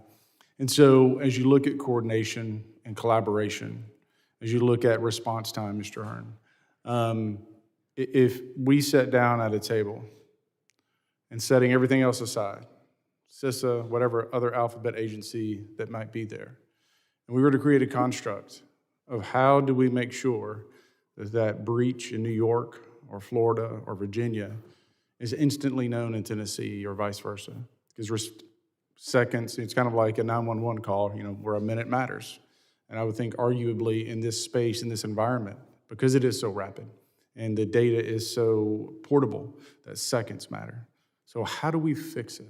So I think, because of the amount of time we have left, I think this is an opportunity to, and obviously we'll be respectful of one another's times and such, but to create more of this back and forth roundtable approach of like, how do we fix this? Because we know it's a problem, and we can't just throw money at it if we don't have all the partners at the table. So we've picked on you, Ms. Darby. You've had to lead off every time. So why don't we go at this end of the table, and we'll go that direction. So Mr. Jane. Sure. So, I think this is where constructs like the ISACs are really important in terms of being more of a hub and spoke kind of a model, because you're right that you need the information sharing really flowing in in three directions, from states. You have states, private sector, and you have the federal government. And you need information flowing bidirectionally from both. In other words, when one state suffers an attack, communicating that to the hub so that other states become aware of it and can become alert to the possibility that they're going to suffer the same kind of attack. So that kind of bidirectional information sharing. Obviously, the private sector has insights and information that the governments are not. They're going to see things that the government's not. And the federal government has unique visibility into things like nation-state campaigns. What are their objectives? What are they trying to accomplish? So I think you're certainly right that you need the private sector at the table as well. In that, but I do think then you need a hub or a place or a mechanism for that information both to get ingested and then propagated back out. Thank you, Mr. Chair. I know we have the technology today, so we have great tools and solutions to be able to do rapid intelligence sharing. I believe it's a matter of priority to some degree to be able to focus in on that mission and do it well. Mentioned before about our communities of practice, such as the ones that exist in the National Association of State CIOs, to be able to generate support for that kind of information sharing. I think that would be a great path to be able to get a coalition of states across the nation to participate in information sharing. And I just believe that information sharing is one of the most critical things we can do to stay ahead of some of the threats we face today. And I'll just close with this question. As far as some sort of federal guidance around working with our commercial partners to figure out what's the solution to some of these pending AI threats that are around the corner for us is critically important. And I don't know who else is doing that if it's not going to be the federal government. So it's important that they stay in that fight. Thank you. Yeah, I think just a couple of other thoughts, I think, from from the great panelists here. Number one, I think, authorities, appropriations, and capabilities. Authorities, we have the CISA 2015 Information Sharing Act, which has received bipartisan support, is also expiring relatively soon and should be reauthorized. That's one of the fundamental mechanisms that enables information sharing from the private sector to the federal government. Appropriations, sir, as you mentioned, appropriations are a part of this, but the capabilities that we have at the state level, at the federal government level, and within the private sector, I think we want to be even more pointed about using the state fusion centers, which are already situated at the intersection between the private sector, the federal agencies, and the state and local governments. And those capabilities moving beyond just throwing emails over the wall, but into operational collaboration that I think, unfortunately, we tend only to see when there are gray skies or black skies, but we want to extend that operational coordination, that capability development across the operational spectrum, and that'll only happen with, with all of these elements in place. But sir, I think that as we've seen in New York, it is possible to do that, and we are eager to partner with the federal government and the private sector in that effort. Ms. Darby? So Tennessee, I think, has remarkable cybersecurity maturity and has done well in this particular positioning. But I do think the environment that we are in right now has created new dynamics that are significant and material, and would challenge that. When we think of kinetic situations, the federal government has large tentacles in intelligence that start to lead and allow reactions. In the cybersecurity area, it feels like oftentimes we're getting intelligence after things have occurred versus proactively. And so maybe it's what comes to mind is just a think tank of national experts that are positioning the states to be able to leapfrog their level of expertise around this changing dynamic. States often struggle with attracting the best talent. I'm sure the federal government has a common issue. Part of this grant program redesign perhaps is a way to create an opportunity for an innovations group that attracts the nation's best leaders that will allow us to understand how do we start to understand that these models are going to be democratized with access, that it is no longer just nation state leaders we have to be concerned about. It is local, very intelligent, maybe individuals that are focused on doing harm that now have access to these tools, and they can scale in ways and speed that were not present in the past. So, if I may, if a ransomware attack were to shut down a major healthcare system in Tennessee tomorrow, disabling electronic health record systems, medical devices, communication systems, et cetera, billing, et cetera, and respectively to each of your states, whether it's healthcare or water infrastructure, et cetera, walk us through, and I think it's important, the reason why I posed this question is for those watching, the community at large, to understand on the record that what's at stake. So when you talk about the Salt Typhoon and Volt Typhoon attacks, the pre-positioning of software and critical infrastructure that essentially with the flip of a switch could be turned on or off. What happens in that moment, and then what are the repercussions, especially with, Tennessee's Music City, USA, but it's also considered by many as Healthcare USA because of Nashville. Ms. Darby?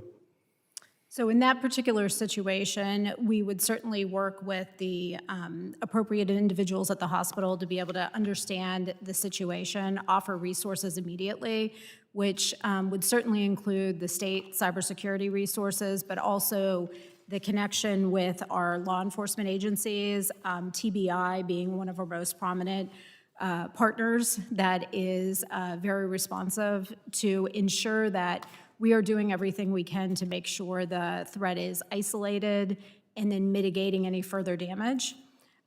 With that, we would then focus on investigation and recovery with them. The hospitals also are well prepared for those types of scenarios to be able to ensure patient safety and mitigation, and we would support those efforts from a state perspective in any way that is necessary.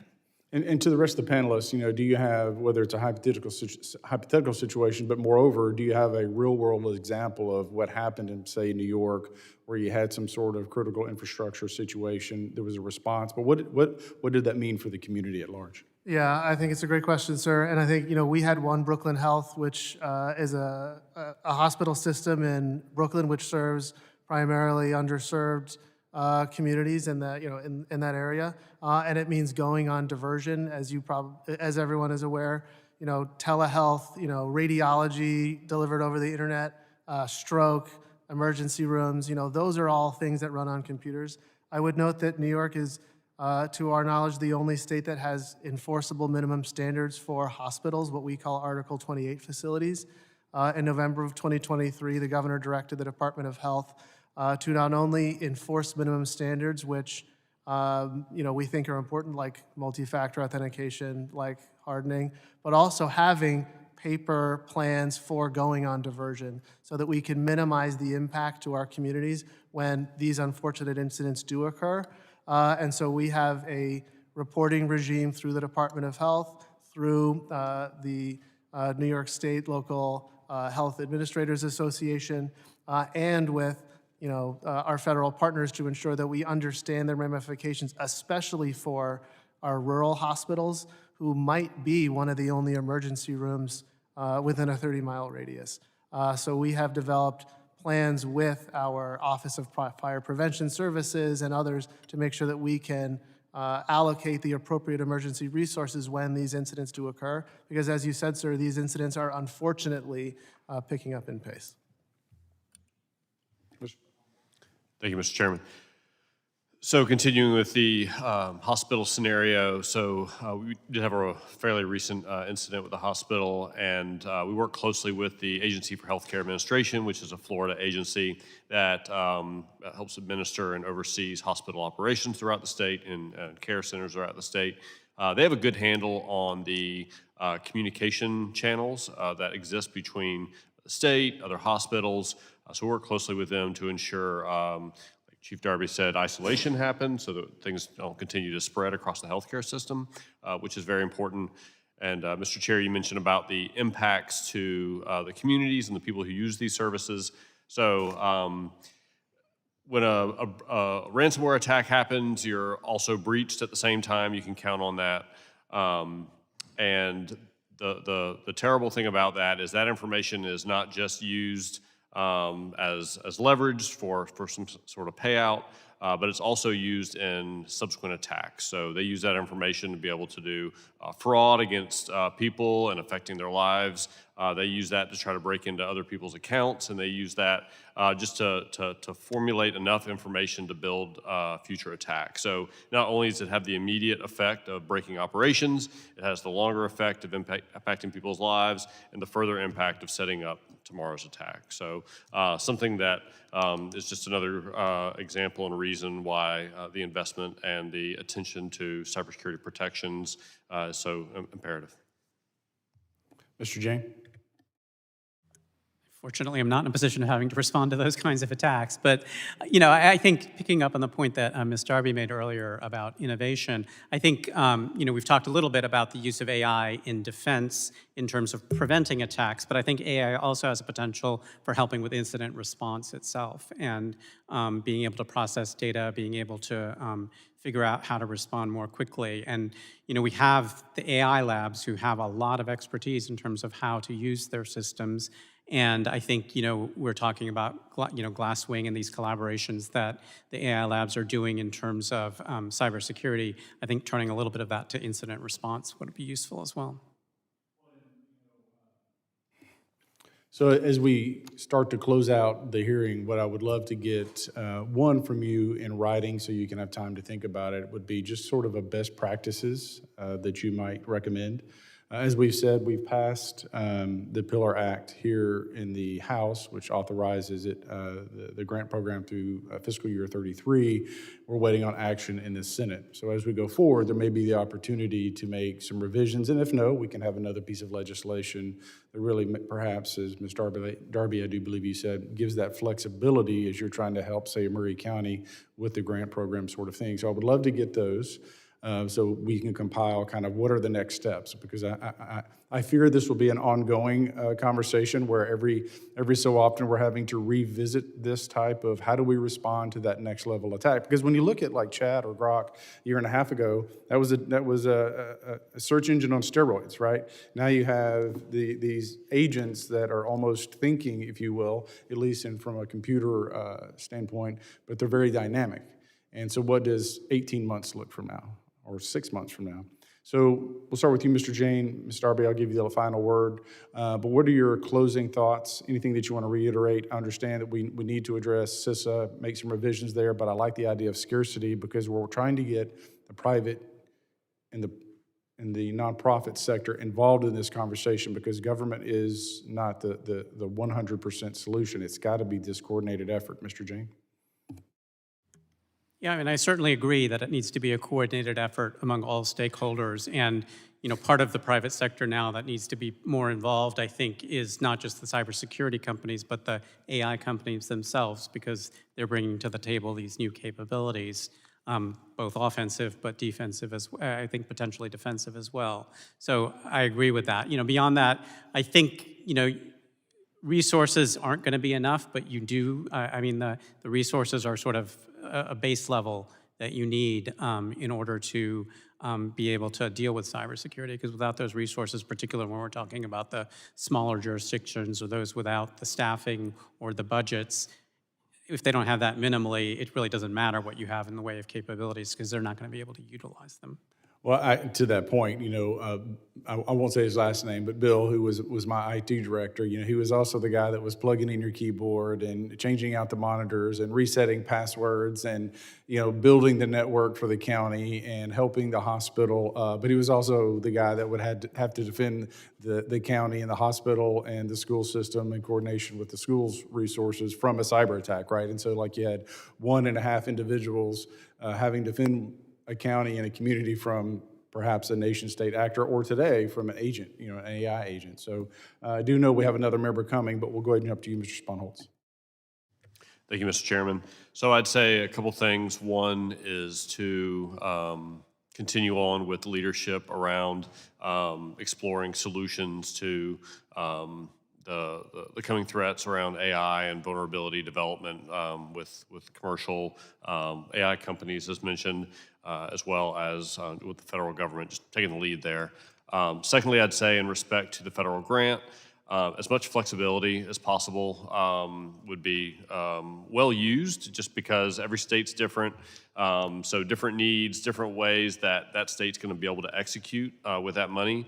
And those kind of things are really hard to dictate or to specify at a federal level. But if states are given the freedom and flexibility to be able to tailor how that money is used within their respective states to as much as possible, I think you'll get a more efficient use of those funds and more protection for every dollar with that flexibility. When you look at the grant program and the deployment of AI agents, is there enough flexibility in there for the training for your staff or future staff? Because I've had the privilege or misfortune of being able to use jailbroken AI. And the prompts that I was able to put in and get a very detailed answer on are horrifying, to include how to construct a weapon of mass destruction, a bomb, from hardware supplies, what was the ideal vehicle to put it in, what would be the blast radius, so as to not be injured myself, how to build a remote detonator from off-the-shelf items. And so people need to understand that this is coming down the pike. And when you have countries like China, whereas we try to have guardrails here in the U.S., you have a threat actor, a nation state, that isn't as concerned with safety. So when you go back to the Cold War, we had this arms race with Russia, and it was about who had the most nuclear weapons. Well, there came a point of mutual destruction where we could all blow up the world many times over. So then it became about delivery systems and who could do it the fastest. But is it 8 minutes, 10 minutes, or 12 minutes? It's still just minutes. With AI, this horizon doesn't exist. And the speed at which the capabilities are accelerating is almost unfathomable. And even then, though, it was between two nation states. Now, you can have some knucklehead in a basement somewhere, if they get the right technology, can do this. And so I want to make sure as we move forward in that next piece of legislation, as we're looking to defend states and communities from this type of threat, that we're actually equipping you with the tools that are going to be helpful. So as we go forward, I'll give each of you my number to stay in touch, to make sure that as we apply some sort of grant or pool or resource available to the states, that it's actually in real time, like in the labs of deployment, which would be the states, that it's effective. So I will pause there and recognize the gentleman. You ready? Or do you need a moment? Thank you, Mr. Chairman. Mr. Fong from California, 5 minutes. Without objection, I'm entering into the record a letter from the Operational Technology Cybersecurity Coalition, the Alliance for Digital Innovation, the Cybersecurity Coalition, and the Information Technology Industry Council, dated May 20th, 2026. This letter urges continued support for the state and local cybersecurity grant program and highlights the need for continued cooperation by federal entities with state and local governments. Apologize for being a little late. Transportation markup is still going, but earlier this year, I hosted a roundtable along with Chairman Garbarino in my district, where we discuss the importance of current and future cybersecurity challenges facing the Central Valley and across California. I have a lot of rural communities, military installations, and so the soft targets around those installations, such as water, power, healthcare infrastructure, remains a top priority. Within your state's critical infrastructure sectors, how have you all worked to update these cybersecurity capabilities, especially with what's going on with Mythos and everything else? And I apologize if it's repeating, but I'd like to get your perspective. Yes, sir, I'll start. I think number one, in 2022, Governor Hochul signed first in the nation legislation giving our Public Service Commission the authority to regulate cyber hazards on par with other hazards. That resulted in rulemaking, which we believe has materially advanced the cybersecurity posture of electrical distribution utilities. Number two, in 2023, as I mentioned previously, our Department of Health enacted first in the nation cybersecurity standards, along with a significant grant program to update the technology posture of hospitals in the state, in particular rural hospitals, which as I think we all understand are particularly important targets for our communities. And number three, actually just last month, our Department of Environmental Conservation, our Department of Health, and our Public Service Commission are moving forward with water and wastewater cybersecurity minimum standards, as well as a grant program and technical assistance program, which is built upon the cybersecurity performance goals shared by the Environmental Protection Agency and the Cybersecurity Information Security Agency. And so we think that our approach by, threat-centric, risk-centric, and cost-conscious minimum standards paired with technical assistance and grant programs, the likes of which are deeply and importantly integrated with the state and local cybersecurity grant program, are important for especially rural communities and those areas. If I can follow up, and any of you guys can jump in. The rural community part you mentioned, how should rural communities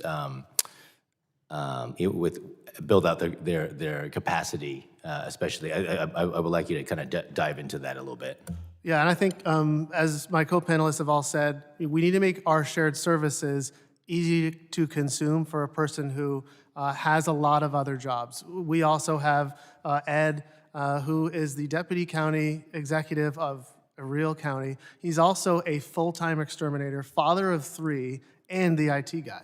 So this has to work for Ed. Ed is a smart guy. It's not that Ed's not a smart guy and Ed doesn't care. That's not true.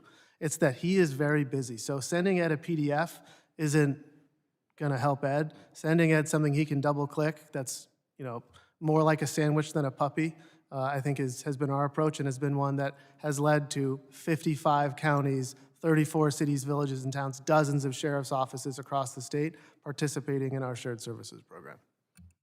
Anyone else want to jump into this conversation? Yeah, I would just reiterate that low-touch, high-impact solutions of what we have seen be successful across Tennessee.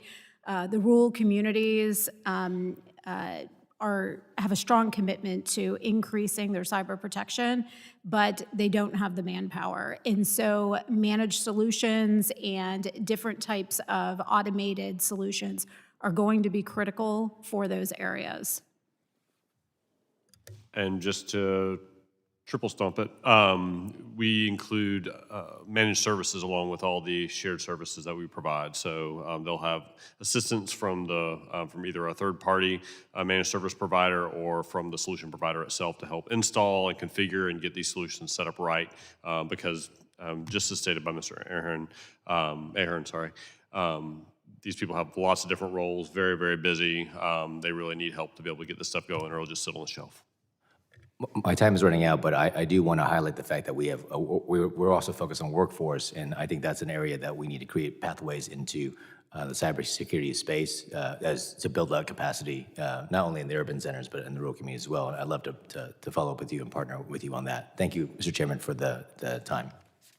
Gentleman yields back. I recognize the ranking member, Mrs. Ramirez, for 5 minutes. Thank you, Chairman. Well, this is certainly a really critical conversation. I just want to thank our witnesses for being here and the work that you're doing. The cost of keeping up with the growing cyber attacks and the threats that we see every single day, while, as Mr. Jane was sharing, these technologies continue to advance at rates that we didn't even imagine a year ago, mean that you're going to need more resources to do so. And as you've heard from both sides here, as we've had this discussion today, the reality is that we don't want to talk about funding, but we need funding in order to be able to do this work. And so I do think it's really important for us to make the connections between what level of funding we need and what it's actually going to do. Because I think that for our colleagues, as we leave this committee and talk to our colleagues within Congress, it's important for them to understand clearly what this additional funding would do and how it would actually expand your structures in order to provide the protections necessary. So I want to, in some ways, follow up to what Congressman Latrell and I think others have brought back here. Ms. Darby, Mr. Ahern, and Mr. Spanholz, what would your state's priorities be if provided additional, not cuts, because we just talked about the reductions that you weren't aware of, but if you were able to receive additional state and local cybersecurity grants, what level of funding would you be able to make in meaningful improvements to your cybersecurity? And I'll start with you, because ladies first. Thank you. So I would say it's hard to put an exact number on it, because I think what I would say is in our previous grant process, which was $21 million of federal funds and the state matched 6.8, bringing us roughly to $28 million for that grant. My CISO would say we could have spent 4 times that.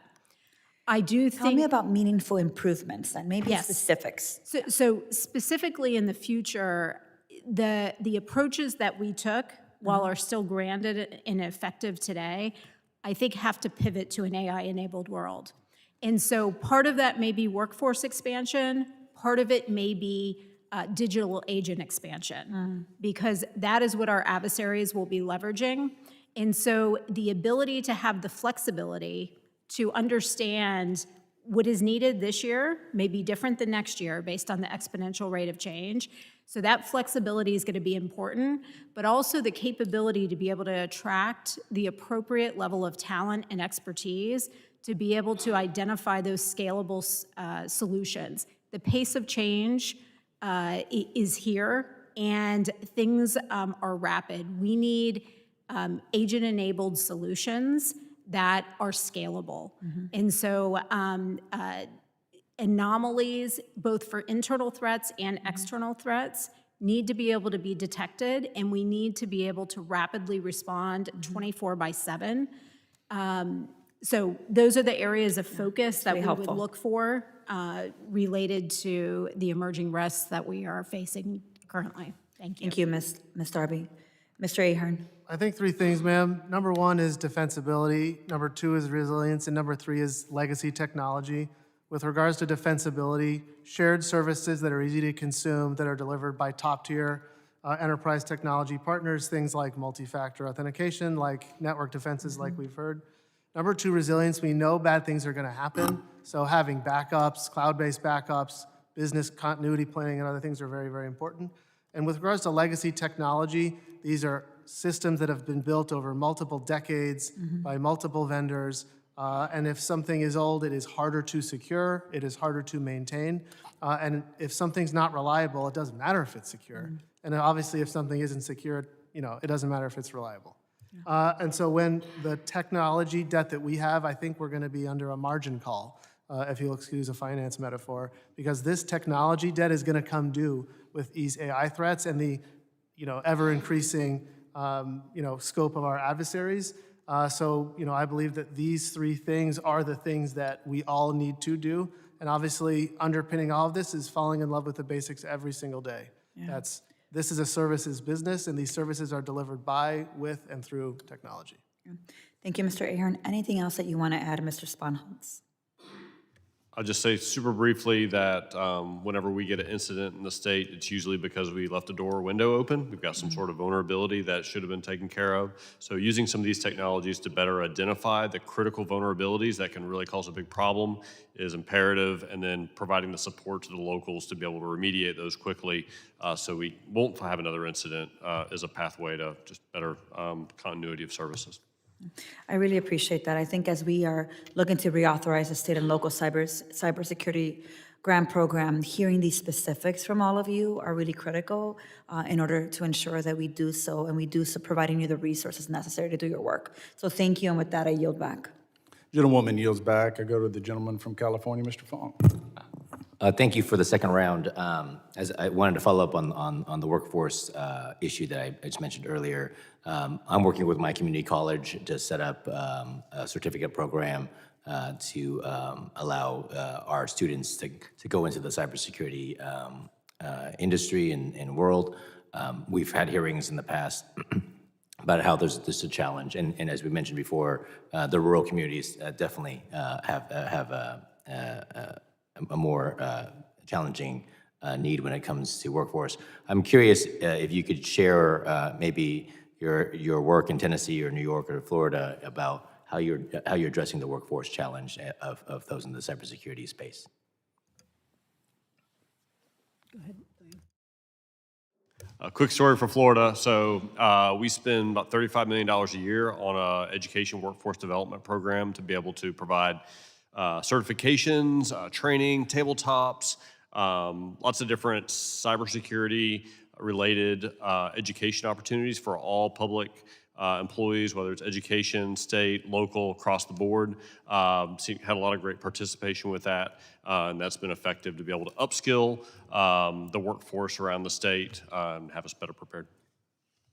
I think a couple of things. Number one is we have a deep and longstanding relationship with our community colleges. We have numerous cyber clinics across the state, including several that are part of the National Security Agency Cyber Clinics program, which is fantastic. I was fortunate enough, actually, 2 months ago to be at Utica University outside of Rome, New York, where they inaugurated a cyber range, which is an avenue in which both at the associates and the bachelor's and the graduate level, students and community members can participate in real-life cyber exercises, but in a safe and controlled environment. And third thing I'd mention, sir, is curriculum. In New York State, through our partners in the legislature and our state education department, we have a K through 12 computer science for all curriculum, which includes cyberbullying, social media awareness, banking online, and cybersecurity best practices. I have 2 kids in public school, and to hear my daughter ask me if my Gmail had multi-factor warmed my heart, sir. Yes, in Tennessee, we've taken a multi-prong approach. So I will start with the AI Council that the state has. We have this year set up 2 different subcommittees, one focused specifically on education, which is both K through 12 and higher ed. And part of that focus is not only cybersecurity, but also AI education and the convergence of both. So focusing on bringing practical applied learning solutions to individuals and leveraging vocational schools that exist across the state. We are also focusing on workforce development. So how do we start to proactively develop programs around particular job areas that we expect may have disruption? How do we upskill and transition employees and workforces to be ready for the future and the expectations of those roles? So there's work groups focusing on that. We have also, through grants, supported innovation schools. And so we have a high school in Williamson County that's actually opening in August that is I think is well positioned to be a national landmark of vocational schools, but one of the areas of focus is AI and cybersecurity. So through dual enrollment with Tennessee universities, they will graduate from high school with certifications where they are employable at the day of graduation. And then at the state, we have a cybersecurity internship program. And so we are on our 3rd year with that program, but have seen great success where the graduates of our program, after they have completed their college education, have 100% been employable in the cybersecurity field with employers in Tennessee or nationally. And then the last, I would just say, there was a question earlier, are any of the states working with the Department of Energy? So we are blessed to have Oak Ridge National Lab as an asset within the state of Tennessee.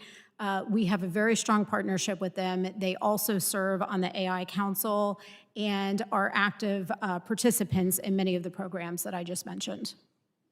Thank you very much. I think there's a lot of best practices I think I've heard.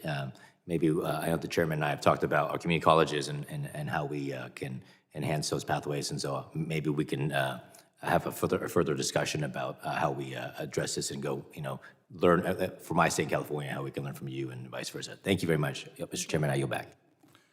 Gentleman yields back, and as we're closing out, and we got both you gentlemen had some closing remarks. We'll get to you. I do want to just touch on the recent NAS-CIO Deloitte survey talking about workforce, and your margin call, sir, shows that only 1 in 5 state CISOs believes their cyber workforce has the skills to meet the threats that they're facing. And then that's a huge drop from just 2 years ago. And then additionally, that NAS-CIO Deloitte survey found that state CISO confidence in protecting state information assets has dropped by more than half in 4 years, and that 0 state CISOs are very confident in the cybersecurity practices of their local governments, which somewhat touches on, Ms. Darby, on this idea of digital agents in protecting one's infrastructure. And so part of my question as each of you close out is, when you think about that toolbox that and essentially needs to be created in coordination with the federal government, with some of our state leaders and agencies and nonprofits, et cetera, do you see those agents being created by us? Are we partnering with, Grok or whomever? But then again, we're housing it so we can share it, because it's got to be easily consumable, right? Click it and deploy it. Because again, Bill, who's a fantastic guy, amazing American, great at his job, he's also one guy. Mr. Ahern. I think it's a great point, sir. And I think we need to think laterally with regards to how we're approaching these problems, because one of the other things that we're seeing is, in addition to this continued uptick, the water continuing to boil ever faster, we're seeing the collapse of deterrence. As you mentioned, sir, when you, with an individual on a laptop, can have the same capability as the MSS, that fundamentally changes how we as a government, as a people, as a civil society need to think about these risks. So things like infrastructure as code, using vendor best practices. Obviously, we talked about some of the enhancements to the operationalization of the grant program. These, I think, sir, are all part of a story where how we deliver these services is not going to look, like you said, 5 years from now like it looked 5 years before. And that's both because the expectations of our citizens are changing, but also because the risks that these systems are facing are changing so fundamentally and changing so quickly. Yes, so in closing, I would say preventative, not reactive, is really the theme that Tennessee has adopted. And we've discussed here that the pace of change has exponentially shifted, and we're seeing increasingly sophisticated adversaries leveraging automation and artificial intelligence to accelerate attacks and reduce time available for defenders to respond. So Tennessee plans to continue to build on the whole-of-state approach and the improvements that we have made, which were 19.2% maturity over the last 3 years that we have reported. With that, we also need to continue to partner with private sector. We also meet regularly with our model partners around how do we get AI agents created in ways that will help us accelerate. So from Tennessee's approach, we think it's a mix of partnering with the private sector to ensure that they have solutions within the tools that we use that can be rapidly deployed to continue to keep state assets and our communities and our private entities protected. The other element is we recognize within the state, but also many of our private organizations that operate within the state of Tennessee also have their own proprietary solutions and architectures and will be building their own agents. We need access from a model perspective to be able to also respond, not just rely on vendor tools. For those organizations that have that sophistication, and it also better positions Tennessee to be able to help the local communities, municipalities, law enforcement, et cetera, if they have proprietary solutions that are not dependent on private sector tools that might be available. So with that, the last thing I would mention is we talked about AI governance and bad actors. Do they follow the same rules that we do? And we have positioned ourselves through the AI Council as being very focused on AI governance, transparency, and safety. But we recognize that our adversaries don't respect the same rules and do not possess the same values. We must be positioned in Tennessee and across the nation to respond at the speed of this technology. And that requires that we have frameworks that are nimble, adaptable, and rules within programs that allow us to adapt based on the threat landscape to protect our states, but also the nation. I want to say thank you to all the witnesses for their testimony and the members for their questions. Members of the subcommittee may have some additional questions for the witnesses, and we would ask the witnesses to respond to these in writing pursuant to Committee Rule 7E. The hearing record will be open for 10 days. Without objection, I'm entering into the record a letter from the Consortium for School Networking dated May 18th, 2026, and a letter from the Software Information Industry Association dated May 19th, 2026. And as they are about to call votes, without objection, this subcommittee stands adjourned.